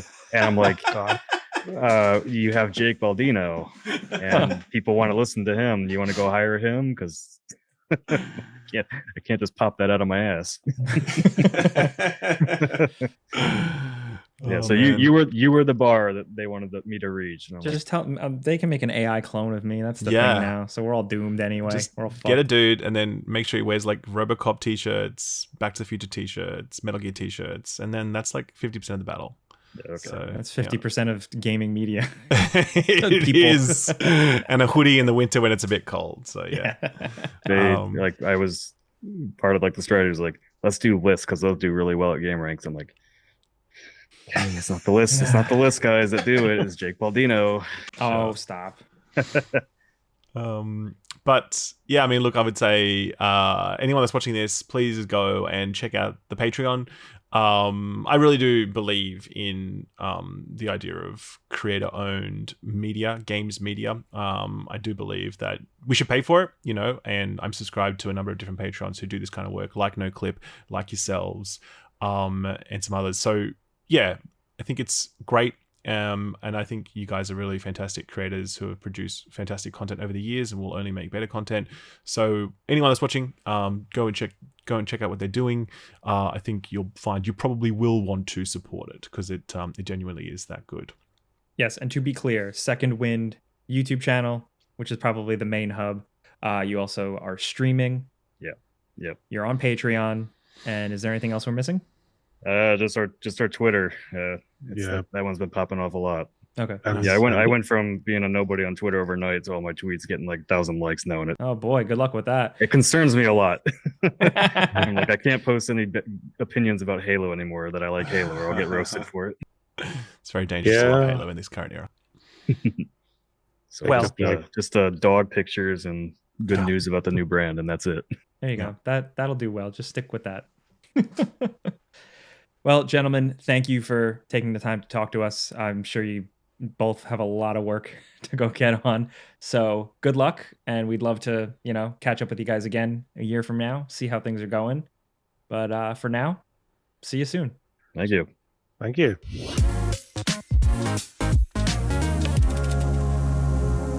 And we're back from the interview, and we're going to go with a user question.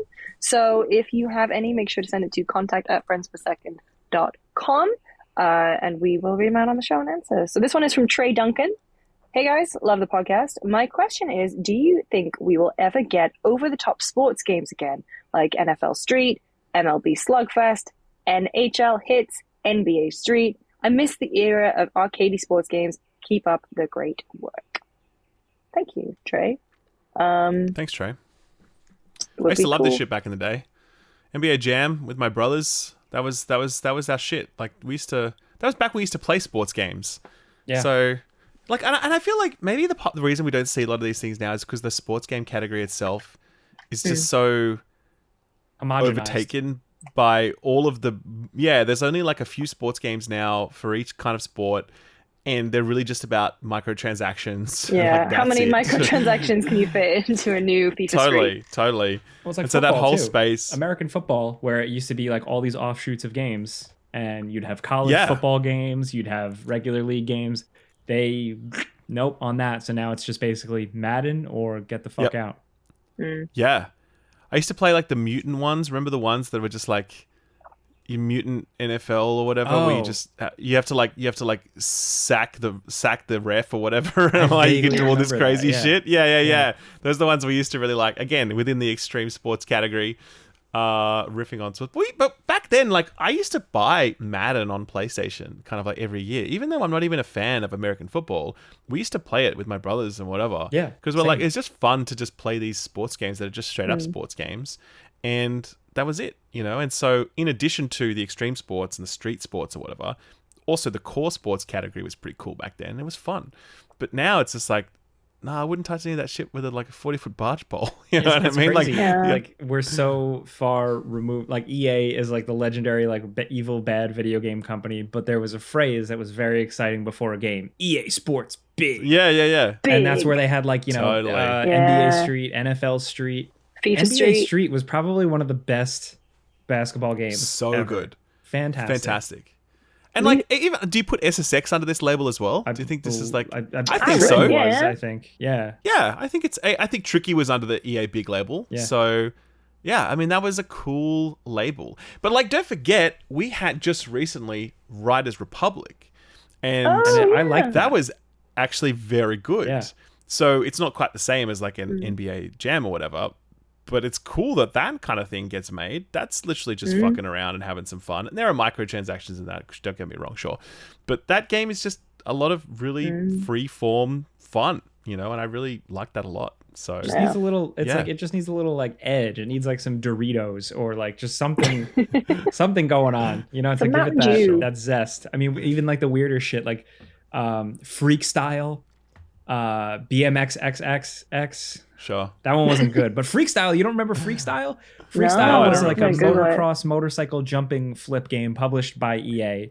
And you were like crazy tattoo guys, like doing flips on motorcycles and shit. And it was cool. Oh yeah, Crazy I mean, well, like, does Trials fit there? No, it was more like a standard kind of, like a Matt Hoffman BMX type of thing, but on a motorcycle. Okay, yeah.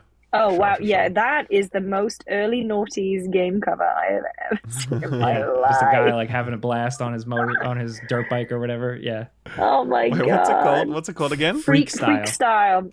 FREE. Not EA. Oh, that is a great cover. That's an incredible cover. I love it. Oh my God. Okay. And that was EA Sports Big. Oh, well. But with that, not to like go on even more of a tangent, but I feel like that creativity and that weird stuff enabled other things completely to be birthed from it, because it went to like wrestling games, fighting games, and then you had stuff like Def Jam and like those types of games where it was like, because they were able to take sports games and do weird shit with them, they were like, let's take a fighting game or like a boxing wrestling game and make that weird. And, you know, just all these like out there kind of like brave, fun choices of games where, you know, they were willing to like, let's make that, see what happens. Yeah, but now everyone's obsessed with licensing and making sure everything is factually accurate. And I don't know. It'd be cool to see that stuff come back. That was very of a time, but I'm saying the phrase of a time without talking about something being bad and cancelable these days. You know?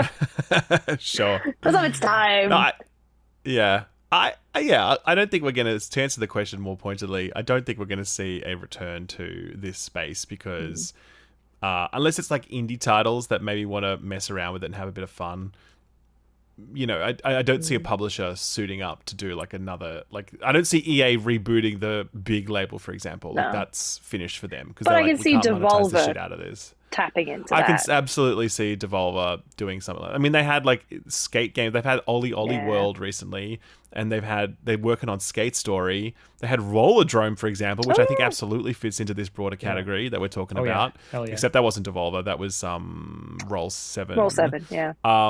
So Yeah, like there's little pockets of this, but again, we're never really talking about like the classic sports title, like ball sports. Are we going to get more ball sports shenanigans? I think it's highly unlikely. The only way unless the label is if really wants to mess around. If Madden starts to sales drop off, they start throwing things at the wall to see what sticks. First, it'll be crazier modes to try and get people interested. And then maybe they'll license smaller games. They've done it before. Like NBA did like a basketball game recently, like more of a cutesy style thing. But they don't really go all in on it. So I think the only way they would go all in on it is if, the interest wanes in the big properties. And is that going to happen? I don't know. Probably not. So. No. Probably not. Yeah. Anyway, I want Airblade 2. That's what I want. Dude, Airblade. Dude, Airblade. Airblade 2. That's a name I haven't heard in a Airblade for PlayStation 2. That was Namco, I think. It was when I got my PlayStation 2, Airblade was on the demo disc for my PlayStation 2. That's why I ended up getting it. It wasn't that great, and I almost could tell, but I convinced myself. It was sick to me in 2002 or 3. It was like, we need more Tony Hawk. We have Tony Hawk at home. Yeah, it's like good enough. That's what Airblade was. Yeah. Like, you couldn't do a lot of tricks. It couldn't do much of anything, but it was cool to rock around on a hoverboard. It was the closest thing to Back to the Future 2 we're ever going to get, most likely. Yeah. So we'll take what we can get, Thank you for your question. Remember to email contact@friendspersecond.com if you have any burning questions for us. Now on to new releases / what we've been playing. Don't know why I said First it like of all, that. I would like to begin with the important question. Okay. Lucy. Yeah. You have recently filled an important gap in your cinematic knowledge. I have. What did you watch, Lucy? I watched RoboCop for the first time. Finally. At the age of 38, Lucy finally... Jesus Christ. Oh my God, brutal. Why did I At just 38 years old, by? Lucy finally watched RoboCop. That's it. So, I'm not 38. Finally. This is the skin of a killer, Bella. Like, this is not a 38-year-old. God damn. All right, however old she is, she's too old to have not watched RoboCop to this point. That is the point. I am in my 30s, so that is fine. That is acceptable. Yeah, I watched Tell us. because I was staying, when I came to London, I stayed with my old roommate, and he was playing RoboCop. And I just innocently said, I've never seen it. And he genuinely slowly put the controller down and just stared at me. Took out a Blu-ray disc. This is like this. Having just watched the Barbie movie, there's literally a scene of this. So like, you have to say that you haven't seen this movie and then ask if he can slowly explain it to you scene by scene as you watch it together. There was a point where my other old roommate, Dave, was there too. We put it on, and there was a point where they went, oh, do we know if this is the original or the unrated version? And then the big robot called Ed comes in and shoots the guy in the boardroom, and they just went, yeah, it's the unrated one. Yeah, it's the good one. It's the good one. I loved it. It was like I watched Event Horizon for the first time like a few months ago, and I was like, if I had watched this when I was 15, this would have been my entire personality, and I feel like RoboCop would have been the same because it was just sick. And it made me like, I made a list of like stuff I just want to go back and either watch or rewatch, and like old Arnie movies and like Demolition Man and everything, and just kind of, I'm in that vibe now. It was great. I think the line "bitches leave" made me laugh so hard. Excellent. Legendary. What delivery. Absolutely. Every line that Clarence Boddicker delivers is so masterful. Yeah. It was so good. The main woman looked so much like Maggie Gyllenhaal that I was like, is that her mom? Oh, okay. Like, I couldn't stop seeing it. But anyway, it was great. I also thought like the prosthetics and the visual effects work were so cool. And also the adverts were so funny. Oh, they're so good. Yeah, they were. So good. It was. I loved it. I had a great time. And that theme?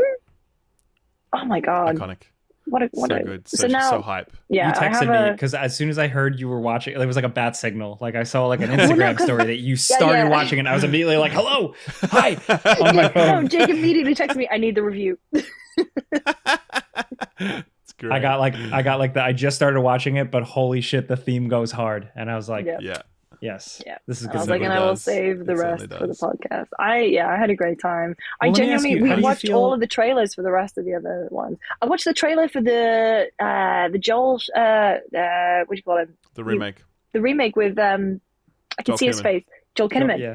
And I was like, this is way too serious. This is so serious. Not terrible, but yeah, too serious. It's interesting discussion, which we have to have like a sidebar conversation one day about the remake, because it's actually pretty good, and a lot of people the trailer did it no favors.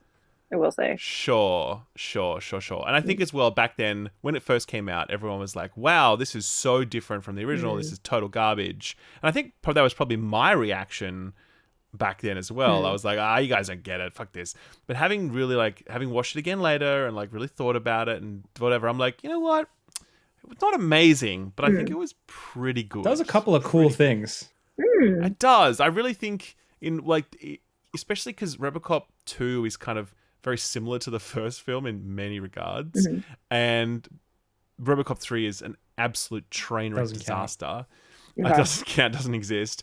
The remake actually kind of really engages with the source material and actually kind of like asks some interesting questions about where you take some of these elements, and doesn't get all of it right, but it gets enough of it right that it's definitely worth your time, I think.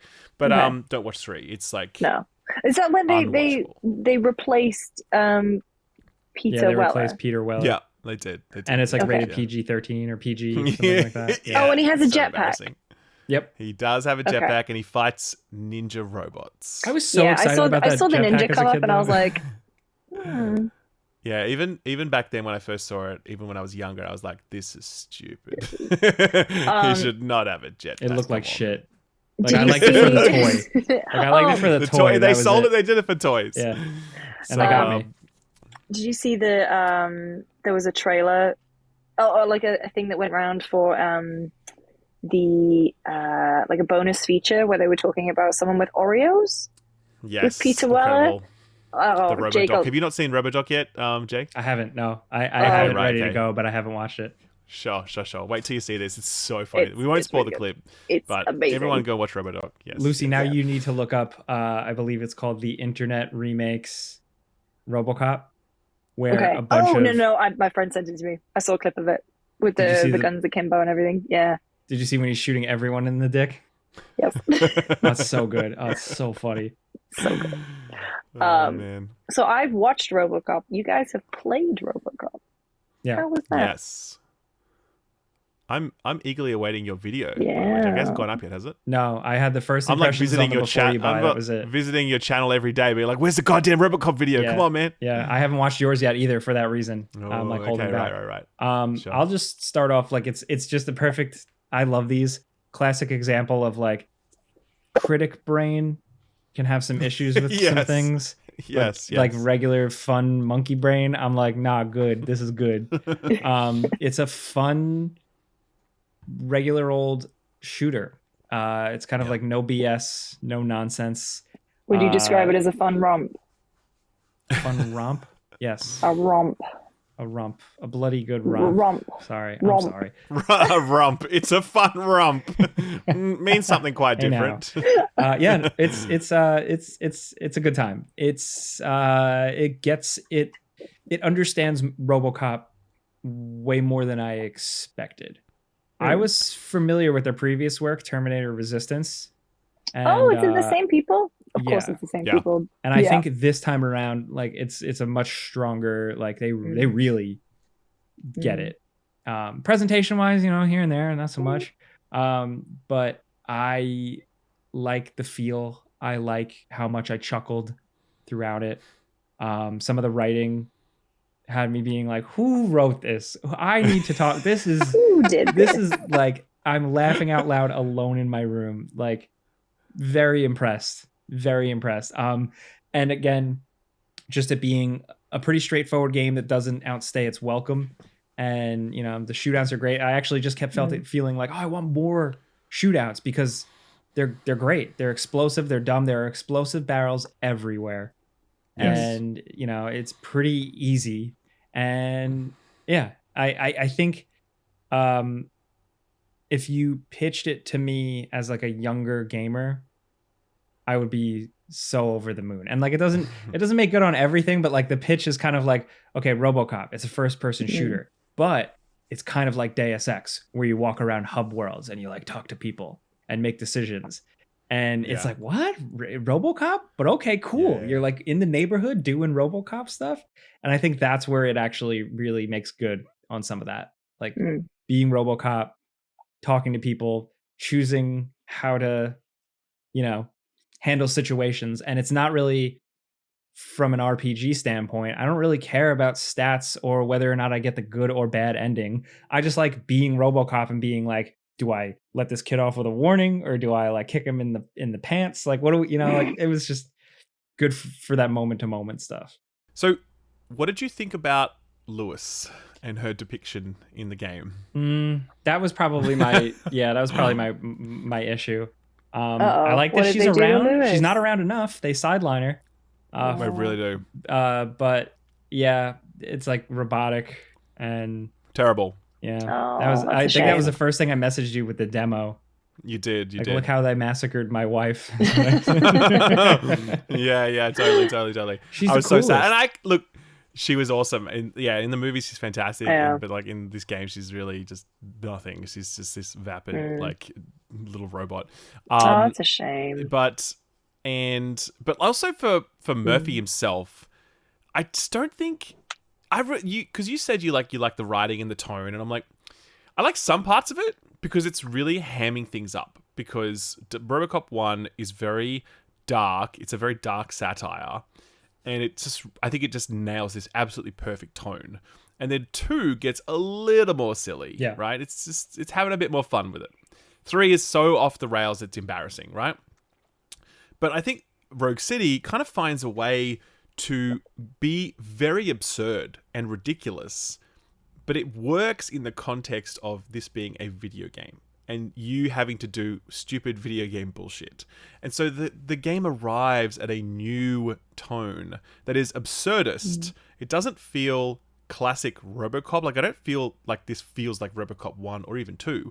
I feel like it's way more silly or over the top, but I still feel like it's earnest and it's got something there. Like, it's found a new level that really makes sense with what this franchise is and how it could exist as a video game, it's a good point. But I didn't quite like the way that Murphy was written as well. I think he talks way too much. I was like, I would much rather him just kind of not talk as often. So as much as I like making decisions just because I wanted to see the dialogue and hear the dialogue, where it got murky with me was where it just kind of like threw out, like it just wanted you to choose, like, are you OCP-001 or are you Alex Murphy? Like, I was like, okay, like, what are we doing here? Like, sure. I like what you said about the finding that like line, and I like it kind of just being, because I don't think you can replicate the first 1 or 2 movie. So if it feels more of like a fun I think it's like lightning on a bottle. I think the first movie is so unique and weird, and like you said, dark and satirical and like chuckle worthy and like so iconic that I just feel like that is so difficult to completely replicate. I like that this is kind of just like, it's a RoboCop video game. We cherry picked from 1 and 2. Sure. Because like even just like world 3 stuff didn't exist with like Nuke existing in the world and like stuff like that just makes sense. But then I really like, did you find the homeless man on the roof? So you can, when you explore the environments, there's some ladders here and there, and usually go up a ladder and it like, just overlooks the environment. Maybe you'll find like a collectible. I remember. There's one you climb up, and Lucy, there's no collectibles or anything. There's one homeless man just standing at the edge, looking over the city, and a dialogue line just plays. Hey, you see that guy over there down there? He's an asshole. And that's it. That to me was a reward for exploration. That is incredible. I was happy. I laughed. Oh my god. Yeah. Little things. Yeah, that was a good touch. The little bands from the people on the streets is actually really great. So yeah, but I mean, I think the writing and I think the RPG stuff is also kind of a bit awkward. Like, you're right. There's a lot of decisions. A lot of them don't feel very clear or impactful. And there's a lot going on in the narrative of that game as well. Like, there are 7 stories between this rookie cop you have to handle, and you helping Lewis recover, and the main bad guy, and this whole OCP plot. Like, there's a lot, right? Yeah. So all of that, I think, it's a bit messy. I enjoyed it, but I think it's a bit messy. Yeah. But I think on the combat side of things, it's just like perfect, absolutely flawless. They couldn't have done a better job of it. It really is so simple, but it nails so many fundamentals. I really wish that this was a time crisis. I wish they sold this as a time crisis game where you get imagine getting a package in the mail that has an Auto 9 in it, and you take it out and play, and that's how you play this video game. Imagine how fucking cool that would have been. So yes, unfortunately that's never going to happen, but this was the next closest thing, and I think they did a great job on the game. My tip for people listening, gameplay wise, unlock the ricochet in spots and environments, because it just makes you feel 10 times more crazy and awesome. It's all just like power fantasy, like stupid fulfillment. Like, a lot of people are like, oh man, kind of like a Cyberpunk too, like, oh, first person, but like, I want to see my character, I want to like live that. I don't know, I had no issue with it in this game, because I think it was just because it just, the shooting, the visual, all of it really good. I wish there was more music overall though. I wanted the theme to play every time I was in a shootout. I think they got the balance right on that front. It does play fairly often. I think if it played more than that, it would probably get a bit sick of it. So, but yeah, bummer though that we can't. That's like copyright claim music. I really wanted to use that in my review, but you can't, because it's actually the original theme, and so they'll get claimed. So it's a problem. But yeah, like, I think this is, if you would, you're right, Critic Brain. What do I think this game is? I think it's a 7 out of 10. I think it's got lots of chunky problems in its like narrative and RPG front and the pacing front, and I think combat kind of wears a little thin by the end. But yeah, excuse me, as a RoboCop fan, I'm like, yeah, man, this is a solid 8.5, maybe even a 9. I loved it. I had a great time with it.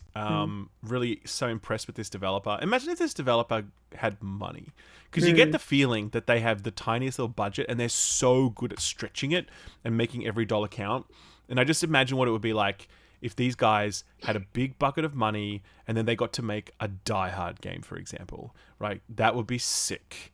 Totally. I was going to say, well, Nacon published it. I know, but Nacon aren't like a big publisher. They don't have lots of money to throw around. But you can just tell by watching this game as well that it's made on a budget, right? I would love to see them alternate. I would love to see them kind of level up, where this game was good. Make another Terminator game. Get even better with that. Try RoboCop again, or make a RoboCop versus Terminator game, bro. Are you fucking? You know what? I mixed them. I mixed them up with Crafton. Nacon did Gollum. Yeah, no. So yeah. Rip. Nacon did do Gollum. They did do Gollum. Right, well, they did RoboCop. They did RoboCop. So thankfully they did do that. I think I'm gonna play it over Christmas. I've got it in my library already. Just to hear that theme again. Yeah. You should watch RoboCop 2 first, though. Yeah. It actually has, there's lots of beats within this. Yeah. You don't need to watch anything else, but once you've watched 2, you're covered. You're all good. Is he blue RoboCop, or is he... Then you can watch the Red Letter Media reviews and just like have them in the background. Yeah. And be like, yes. There's my boys. There's my boys. Is he blue RoboCop in this, or is he silver RoboCop in it? In the game, you can choose. He's in the game. You can. There's a skin. No, isn't it only like a deluxe upgrade lets you choose or something? Like the standard edition doesn't? Maybe it is. I think. I'm a big piece of shit. RoboCop, I'm like, bye. I just had the standard version. He was silver, but I always see him as silver anyway. I don't like the blue. Yeah, actually, no, I'm not a fan of the blue. I like him blue in the. He's got a little bit of a shade of blue to him in one of the old games, like the NES game or something like that. All right. But that's besides the point. Anyway, I am still cooking on that video, and I still want to talk more about it, like more of the, I guess, spoilery stuff. The RoboCop community is eagerly awaiting it, Jake. All 10 of us. The subreddit is going wild. There are dozens of us. Ralph, you've got the new Steam Deck. Jake, do you have it as well? Yeah. The Steam Deck OLED? Yeah. You do. You sent a picture of it on the beach. How is it? Because I don't have it. Look, it is remarkable. I said that about the first Steam Deck, but this is just better in literally 37 ways. And it's so fascinating to see how Valve have rolled this out because they said they weren't.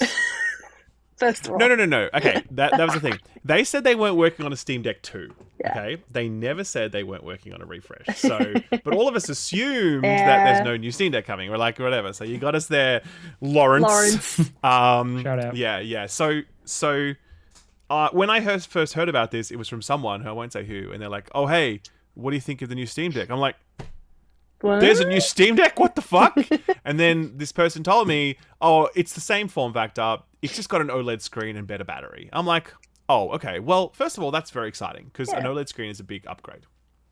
But what that person said to me was only like 2/37ths of the truth, because there are literally 37 line items listed in their like hardware patch notes that talk about stuff that they've done with this machine.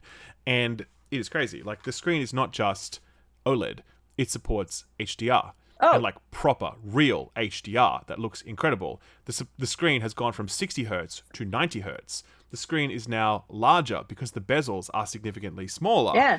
The analog sticks have been reworked with better, more grippy materials.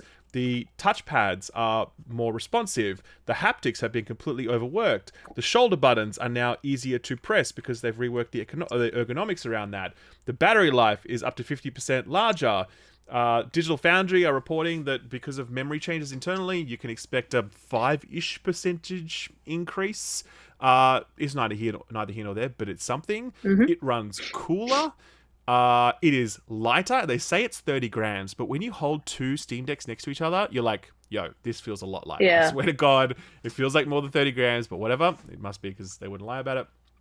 The little power button is orange now. Oh, incredible. Orange? It's kind of more of an orange, yeah.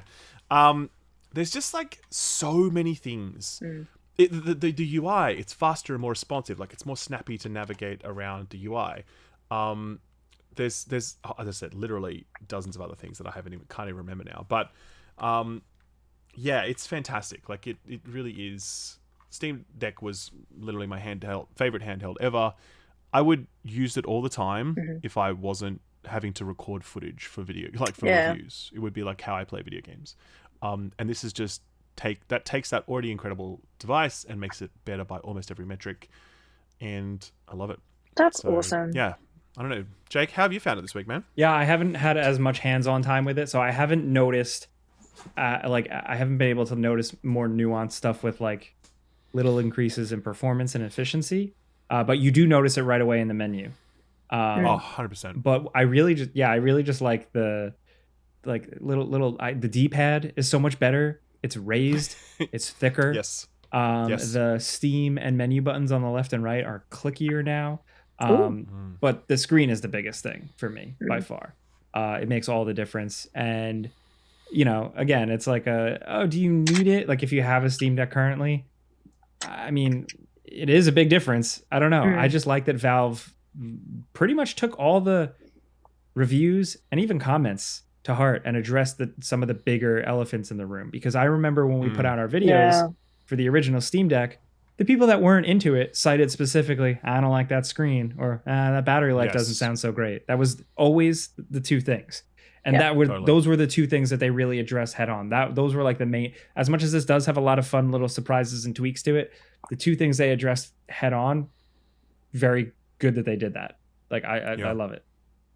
That's awesome. And do you think do you guys get review units? I mean, Ralph, it's not even available in Australia still, right? Yeah, that's insane. Right. Do you think if you hadn't gotten those review units, this would be enough to make you get a new one? Yeah, absolutely. Like, I thought about that a lot, and I'm like, I think I might do a video on this, so I'm not sure. I may have already said some of this already in a previous video, depending on when this goes up. But my take on it is that you don't need to buy this if you already have a Steam Deck and you use it casually, right? If you use it just, once a week maybe, or when you travel or whatever, and it just kind of sits around, no, you don't need this. Absolutely not. However, if you are a Steam Deck power user, if it is your daily driver, if it's like your thing, then you should absolutely buy this. It is definitely enough of an upgrade to justify its existence just by virtue of the screen alone, because it is so much better. Like, we're literally talking a 90 hertz screen with not variable refresh rate technology, that isn't quite that, but they've recalibrated how they manage refresh rates and target frame rates, and they've unified it into a single option in the menu as well. And paired with that higher refresh rate screen, you can basically set it to 40 frames a second, like a cap your games at 40 frames a second, and you're going to get a smoother experience than you could before by virtue of that new like 90 hertz cap, right? So there's a million things, not a million, there's 37 things that make this thing better. And the screen is the biggest one for sure. The battery life, absolutely. But I actually don't use my Steam Deck that much away from power, so it's not that big a deal for me. But all of the little things and improvements pile up.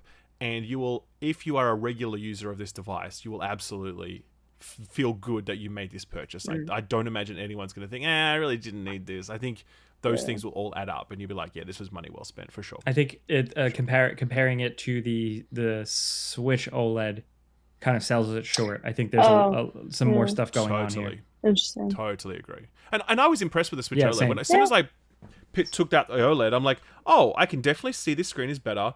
It sounds better. Like the audio was better. That's another thing, by the way. Improved audio. Didn't even mention that. And also the kickstand on the Switch OLED was significantly better. Bigger. And I'm like, okay, these are all nice improvements. And again, if I was maining my Switch every day, I'd feel good about this stuff. But for me, I was like, yeah, whatever. Like, I don't use my Switch that often, so this is all nice to have, but not essential. But there is more improvements here. They are more profound, and you're right, Jake. To liken it to the Switch OLED is definitely selling it short. It's significantly more improvement than that. Yeah, for sure. I'm happy. And again, review unit aside, I use it enough that I would buy it. Definitely. That's awesome. I'm still kind of on the fence, but I think that's just because I'm a lighter user, because I'm more desktop PC at this point. But I think I will probably wait for Steam Deck 2. It sounds bright and shiny enough for me to want to impulse purchase one. Yes. But I will refrain for now, unless you bring it to Game Awards and I check it out. I'm like, shit, I got it. I'll definitely bring it to Game Awards. So. I was going to say it'd be fine. Jake, you've played. Do you want to talk about El Paso Elsewhere, or do you want to talk about COD? Oh, I want to talk about El Paso Elsewhere. Okay. Yeah. I want to hear about COD. I want to hear about COD, but I will talk about El Paso. So real short, El Paso Elsewhere was kind of like the thing I was kind of playing through while testing the new Steam Deck. And it's really good. It was like it was one of my most anticipated games this year.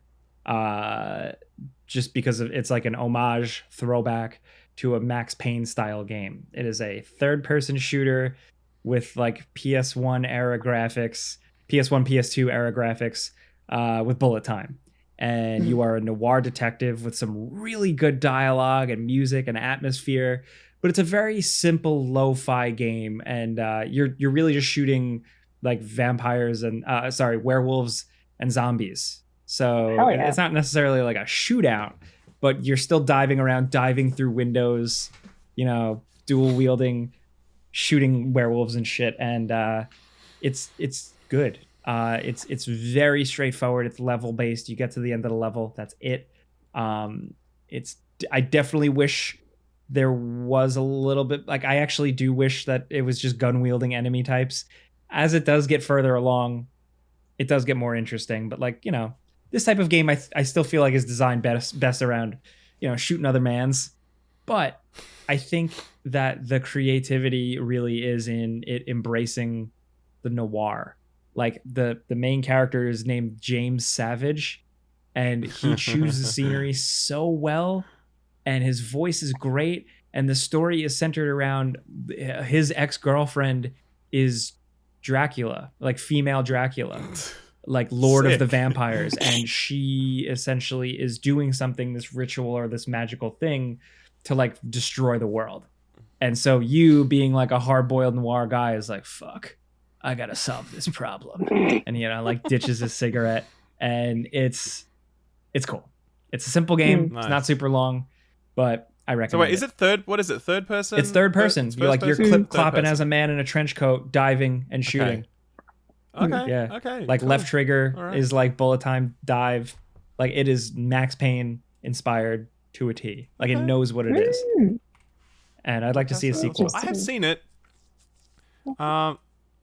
Oh, I see. Yeah, right. Oh, yeah. Okay, that's just straight up Max Payne. Yeah. Now I'm seeing it. Yep. Okay. It's cool. But it's got that like Dusk, New Blood kind of like retro shooter pixel feel to it that I like. Yeah, definitely look it up if you're interested. If you haven't heard of it.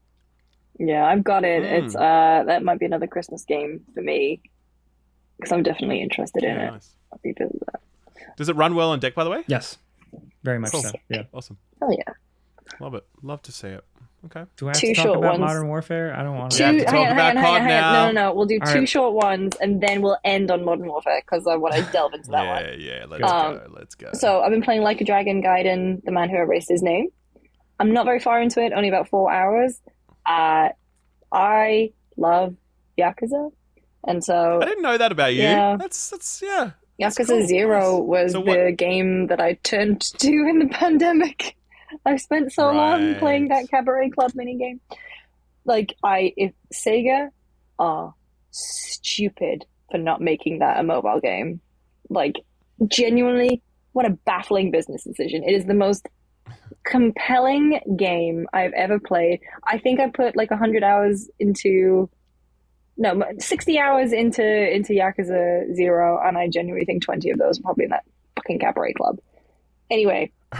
Like a is it the singing no, karaoke game? No, it's the one. This is in Yakuza 0. This isn't in Like a Dragon Gaiden. This is where you basically you run a cabaret club and you have to make sure that all your guests are satisfied and get like dress up the girls and make sure they're all trained and they're all happy and they're all rested and they get the guests what they want.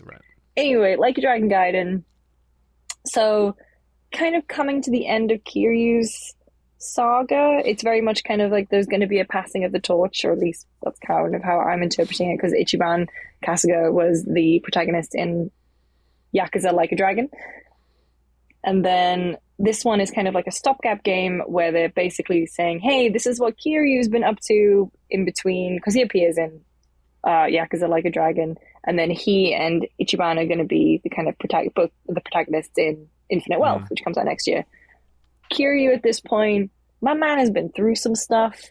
Right now, this is basically Kiryu's secret agent game. He is under an alias. He's Joryu now. He's hiding his identity from everyone. And then, of course, something happens, and doesn't matter how many times he's tried to leave the Yakuza life behind, just when he thinks he's out, they bring him back in.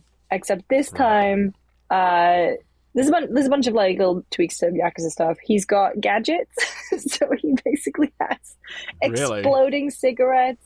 He's got drones. He has a zip wire that like attaches around people, and it is the most comical thing ever, because it's not like he just trips them up. It wraps around them, and then you can fling them, and so you can use them to sort of. I saw that in the trailer, actually. Yes. Yeah, like a bowling ball to knock all the other ones out. That's cool.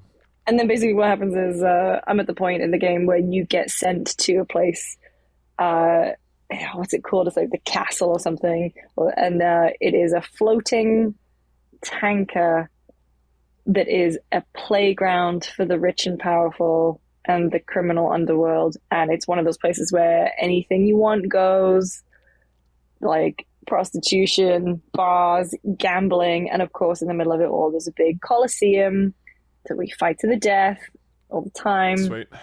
And it's great. I mean, in terms of Yakuza Like a Dragon games, you know what to expect. There's going to be a lot of melodrama, there's a lot of comedy, absurdist comedy, a lot of twists and turns, and I'm just having a great time and I'm loving it. And I'm also playing it on Roger Ally too. And it actually runs pretty well on there. Like, obviously, it's playing on low at the moment, but like it still looks pretty good. But like, I was playing it on PC at home. Rogue Ally. You call him Roger Ally? Yeah. I like that. Roger Ally. Run with that with their branding. Yeah, can have that one for free. Yeah. It's great. It's a lot of fun. I mean, I think. Go on. No, you go. I was going to say, if it's your first foray into Yakuza, I still think everyone should just play 0, because 0 is my favorite. Yeah. But like, yeah, it's good. That is why I did not play this, because I have not played through the Kiryu saga. I don't think you need I feel to. like I haven't played through all of Kiryu. Really, you don't need to have played through all of Kiryu. You played through 0 at least, and I do feel as though playing through 0 would be a requirement. To like get introduced to this character and like whatever, and I haven't done that, and so I skipped playing this one for that reason. But I'd really like to, because I played Ishin earlier this year, and that was fantastic. I loved Ishin, and I loved it in large part because I really liked Kiryu as a character, and he's different in this. He's a different character, but he's not really, as I understand. Like, it's kind of the same guy in every way, you know? And so I was just really keen for that. Look, one day there is the long-term project of one day playing through all of the Yakuza games. When I have a spare 600 hours, I'll just knock them over. That's fine, you know? But until that time, because the thing is, I want to do that so that I can catch up and then I can be with everybody else and play like, oh, the new Like a Dragon game is coming out, Infinite Wealth. I can't play that because I haven't even played the previous one. Like I didn't play whatever. 8, you know what I mean? Well, I mean, so that's the thing. All of these, you have to. Yeah. Because you can play it without it, but I know you miss out on so much stuff, you know? Yeah. And because, like, for example, I played Lost Judgment without having played Judgment. Oh. Didn't like that game for a lot of reasons, right? And, you know, everyone loves my Lost Judgment review. But, like, definitely feedback that I got was very much like, you need to have played the first game in the series to really understand what this is about. And I'm like, okay, I take that. I agree that obviously would have helped. And I definitely feel as though, I'm guessing that kind of sentiment only becomes magnified when you're talking about a series with 8 games in it, as opposed to a series with just 1. Yeah. So, I do want to go back and play those games for sure. Yeah. I think I'm at the point with Yakuza / Like a Dragon where, because in Yakuza Like a Dragon, the titling, they changed it from the brawler to turn-based, and I don't think that the brawling combat was ever really the star of that game or that series, and it is actually weirdly difficult for me to go back from the turn-based to the brawler because it just doesn't feel comfortable. It's just button mashing. It doesn't feel comfortable anymore. As someone with a repetitive strain injury, but also just feels kind of mindless. And even though you kind of get these incremental upgrades, you get the new moves, the heat actions, and even the gadgets and stuff, I just kind of find myself like button mashing my way through it, and it doesn't feel it's not as tactical. It's not as, I feel like I'm kind of chancing my way through every encounter instead of actually spending time considering it, you know? And so it doesn't feel, I still enjoy it. Like, I'll still beat up every menacing man who crosses my path, but I'm excited for Infinite Wealth to be that even more absurd turn-based style. Sure. Because I played a preview build of Like a Dragon 8, Yakuza Like a Dragon, like the when they did the turn-based one, right? When they made, Isn't that 7? I played that. I don't know. Is it 7? And then Infinite the Wealth first one is with 8? Ichiban. I played. Well, I played the first one with, right? I thought that was 6. I thought that was 6, Song of Life. A Song of Life. Yeah. So I think maybe it is 7 that I played the preview build of it. And I actually really liked, because I was exactly the same as you. You can play that one without playing the others. You can play 7. Yeah, you're right. I know you actually can. You're right. I'd like to. But I was the same as you. I was like, I really like this tactics, the turn-based combat thing. It's really working for me. And I like how silly and absurdist it gets, and how like it has the, you know, you execute a move and the screen changes in the background. And there's this big wind-up animation. All that shit I think really works. Because similarly, the beat 'em up combat of like Lost Judgment, for example, that I played through, I was like, it's competent, it works definitely, but I don't love what this is. It's not really doing much for me. So I like the brawling combat better. I love a turn-based game, but Yakuza games have fit this weird void for me where, and I haven't played through all of them, but I love them. It kind of fills this void for me where, like, when I was a kid, I loved brawlers, like arcade brawlers, like the Simpsons game. I like, Streets of Rage, like all stuff like that. So I love just like kicking ass.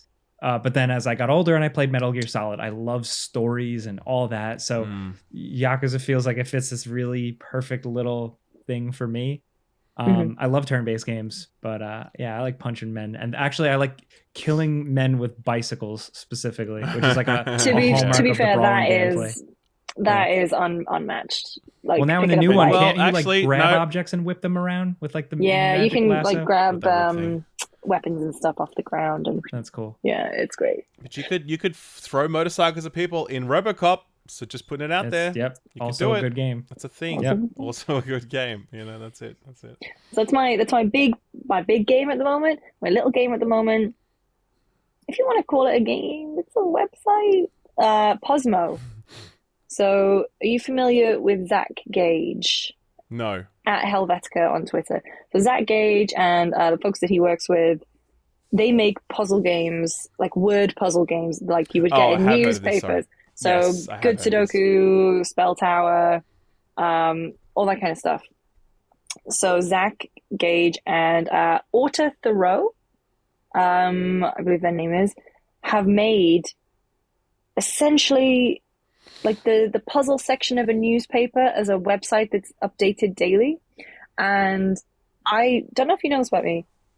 I am a subscriber to the New York Times crossword, like the games, just because I love those types of games. It has Sudoku on there, Connections, Wordle, the New York Times Mini, and the New York Times crossword. You're one of those people. I've always wondered who those people are, because I hear that it's like a big thing for the New York Times to have this revenue stream that's just like their cookbook subscription and their puzzle subscription. I'm like, who are these people paying money for puzzles that you can get on the internet for free? Why are you paying for these puzzles? $5 a month on my puzzles. Oh my God. I do them every day. So like genuinely, it's the last thing I do before I go to bed at night.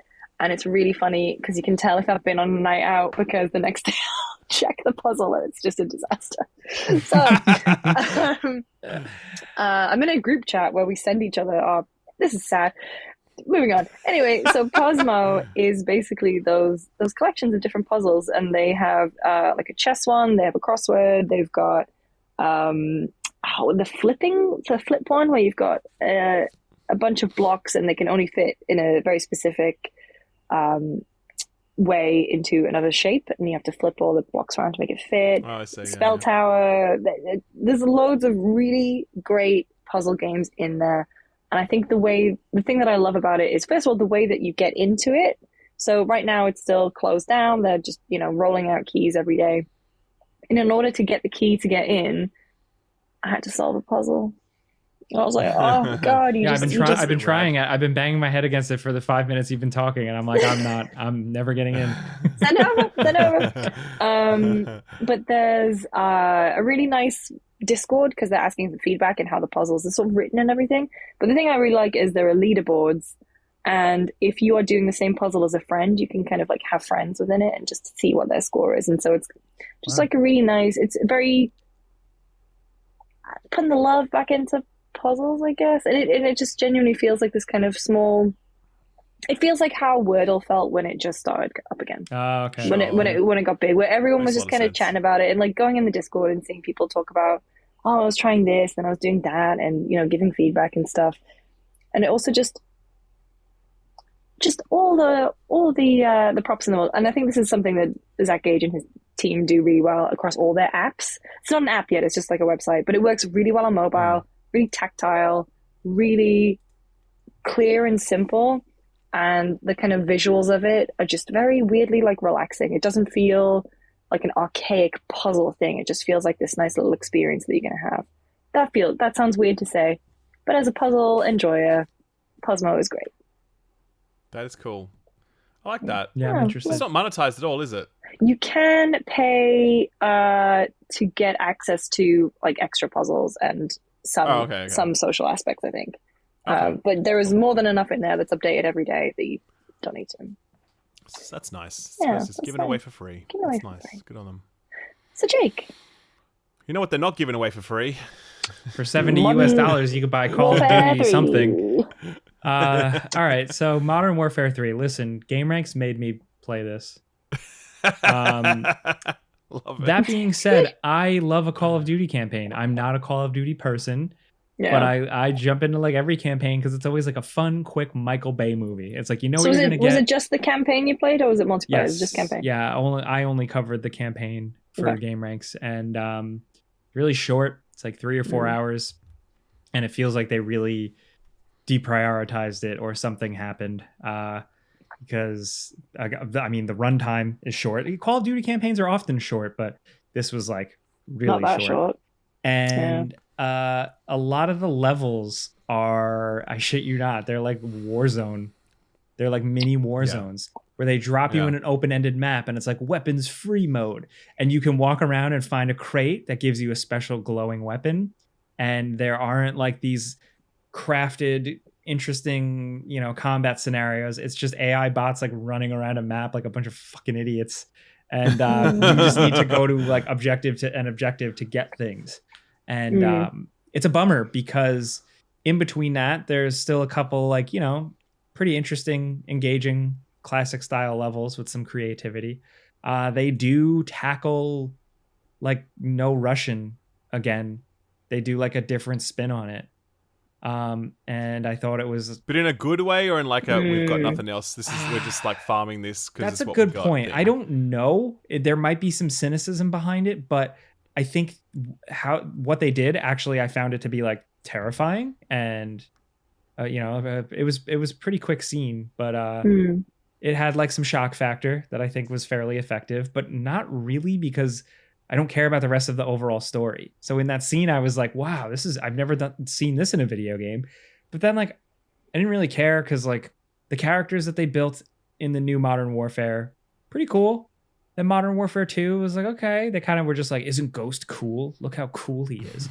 So do you know how big Ghost is on TikTok, by the way? Like Ghost's voice actor has, let's just say there is a very engaged part of TikTok that is obsessed with his voice in a way that you can, it's like a sexy thing. Yeah. It's like a sex thing. I'm more into Price. So I think that they have like this for the new Modern Warfare reboots, they have a Captain Price that is like the actor, the voice actor, his likeness in the game. And he is, I think, iconic. Like, I think he is just such a charismatic, cool on-screen presence that the games kind of squander. They don't really do enough with him.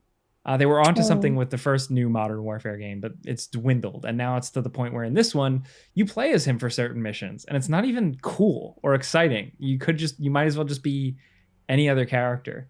And it's a bummer. Because it felt like they were onto something with the new Modern Warfares. Like it could have been an interesting little trilogy or something, but didn't really land with me. Really, it was those Warzone levels that I was like, oh man, this should just be some like little pack-in mode, like an AI bot, like Terrorist Hunt or something from Rainbow Six.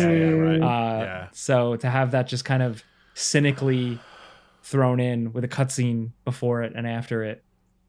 It's a damn shame. Yeah, it's like it's very cynical. Like it's still not like number one selling like box product in the UK at the moment this week, and it's still going to sell like millions of units. And Sledgehammer out there being like, "Oh no, this was absolutely the game we always wanted to make," and "Oh, we've worked tirelessly on this," and this is not because obviously Jason Schreier is reporting that it's had a truncated development cycle, 18 months. It was originally meant to be kind of an expansion, but then it got turned into a premium full price product.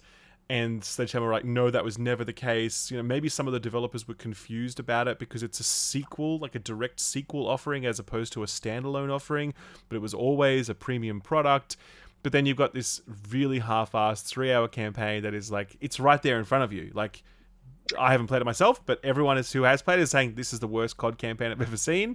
And it's like, well, how do you justify that? Oh, there is no explanation. But we swear we worked on it for a full 3 years, and it's exactly the same amount of time and effort as our previous COD games. Doesn't make any sense. So if you're watching the video version of this, you will see me just lose my goddamn mind. Because do you know who wrote this game? I do not. BJ Blazkowicz. The guy who played BJ Blazkowicz and Varric from Dragon Age. No way. The voice actor. Brian Bloom. Oh, wow. Okay, fair enough. I was like, what? It's like when you find out that David Hayter wrote X-Men, it's like, what the fuck? Yeah. This man has skills. That is what? That's wild. Also, but this man's IMDb page is stacked. I wonder if it's because Activision knew that the Microsoft sale was about to go through, and this is the last time that they were going to be able to get a bonus. Oh my god! Paid into like themselves directly for unit sales, and they're like, and then if it's kind of shitty, whatever, it's Microsoft's problem at that point. Let them deal with it, I wonder if that was a thing. Oh wow, I never even thought. I mean, I did see Matt Piscatella from Circana posted like all the October sales stuff today, and he was like, October game sales were down because Call of Duty moved into November. And I was like, God, it still has that power, man. Despite just really kind of phoning it. Apparently, though, I will say, in its defense, I have heard from more than a few people that the multiplayer side of it's pretty good. And like people who play COD are like, that's it. But it's so hard to say with Call of Duty's audience because I hear that so often with every new release. And then 3 weeks later, they're like, this is the worst fucking COD I've ever seen in my life. Sledgehammer sucks, blah, blah, blah. Yeah, it's finicky. So you just have to kind of take it slow with it when it comes to how people view this. And I don't know, but definitely initial impressions on the multiplayer side of it are positive. I've seen that. Yeah. I'm just confused as a consumer who doesn't play the multiplayer a lot. It just feels like I'm like, well, what do you got? Wait, what's the focus? Is it Warzone? Like I thought Warzone was just like the end all be all now, but they keep saying, no, here's Call of Duty like regular, just play it. Some of the maps are from other like older games, but like whatever, go for it. And I'm like, oh, okay. But I mean, maybe that's it because Warzone, it's been out for a few years now, and if you like, how else are you going to funnel people into Warzone, right? Like. Call of Duty still has that familiarity as the box product and everything, and it's like, hey, then you'll get the single player, you get the multiplayer, and hopefully you'll take that into Warzone, and we'll keep you there. Like that's the ecosystem they eventually want you to stay trapped in. Yeah, well, you actually have to have Modern Warfare 2 installed to play. You need to have parts of Modern Warfare 2's package installed. What a mess installing Modern Warfare 3. I felt like a boomer. I was so confused. It was very confusing. And then I downloaded it and I was like, all right, time to do what I have to do and play the campaign. So like I fire it up and I got, I think I wrote it down somewhere. I got an unskippable trailer for Warzone. The game had to restart 3 times because it was like agree to the new EULA, and I clicked on it and it's like, okay, the game has to update, and I'm like, okay. So that happened like a bunch of times, and then after the unskippable Warzone trailer, then it dropped me on like welcome to Call of Duty, and it's this big mobile game looking map, and that map is the battle pass, and there's all these chunks and stuff, and it's like, congratulations, you unlock this, you need to do this, and I'm like, where's the campaign tab? And it was there, and I got to it, but I was like, holy shit. Yeah, it sucks. I hate to sound like that old man that yells at Cloud, but like, you know. It's true, though. It's just true. Like, yeah, I mean, yeah. Totally. Meanwhile, Warzone, like, I am like, maybe I should just play Warzone, because you could play as Spawn, Todd McFarlane's Spawn. You could play as Lara Croft, original Lara Croft Tomb Raider. You could play as Lilith from Diablo 4 with a gun. That's sick. Like, it's Lilith with a gun. That's ridiculous, but also kind of cool. Yeah. I'm into it. That's the state of it now. That's it. That's where we are. Yeah, Lilith with a gun. All right, that draws another episode of the Frames Per Second podcast to a close. Anything else to bring up? I think we're good. I think that we covered it all off. We talked about the video games. Yeah. That we played them. We talked about. You saw RoboCop, so I feel like this is, that's a big thing. I feel proud of myself. Next episode is a regular episode, and then the episode after that is like Game Awards time. LA. Yeah, exactly. We'll figure that out. We'll be in person. Yeah. Well, if you are in LA going to the Game Awards, Giant Bomb is doing a live show on Saturday, which cool. We're going to do our Game of the Year live in person, and you can come. That's scary. Terrifying. But I'm very excited. If you're selling tickets, like an event I can go to? Yeah. If you're still there on the Saturday, it's at like 12 noon. I'm not. I leave on the Friday, so yeah. Okay. Yeah. But Jake, if you want to come and any users want to come, would love to see you. But in the meantime, you can find me on Twitter if you want to. At Lucy James Games, Ralph. I'm on Threads, actually. Yeah, you're big on Threads. I'm there. I'm doing the Threads thing, and you're doing good here on the YouTubes. I'm enjoying Threads. It's a very different vibe, but engagement is good over there. It's like there's good chat that happens over on Threads. So you're a bright spot. When I fire the app up, just like stuff you've been saying always pops up first, and I'm like, oh, nice. Yeah, I like this guy. You pop on my Instagram because Threads is like it pops up on your Instagram. Yeah, Threads is trying to get me in. There's a little... Okay, all right, interesting. I'm actually using a little bit more Instagram these days as well. I'm doing a bit of stuff over there these days. Putting your mug on there, so, I see. Yeah, just on the odd occasion. So you can find me there and come say hi. Jake Baldino on social media and on YouTube. I'm a little behind on videos because got slammed with a bunch of hardware stuff back to back, but RoboCop video eventually. I think I said that last time, but yeah. Oh, it's all good things, worth the wait. We take time for RoboCop for Alex Murphy. We do. Yeah, that's it. I actually spent like nearly like a full 10 days working on that video because I was like, we have to do this properly, man. We don't fuck around with RoboCop. You know what I mean? My man. Do it for Alex Murphy. Yeah. Thank you so much again for watching and listening. If you would like to rate us on iTunes, we'd really appreciate it. Helps us out a lot. Jake, take it away. Tie your shoes and go to bed.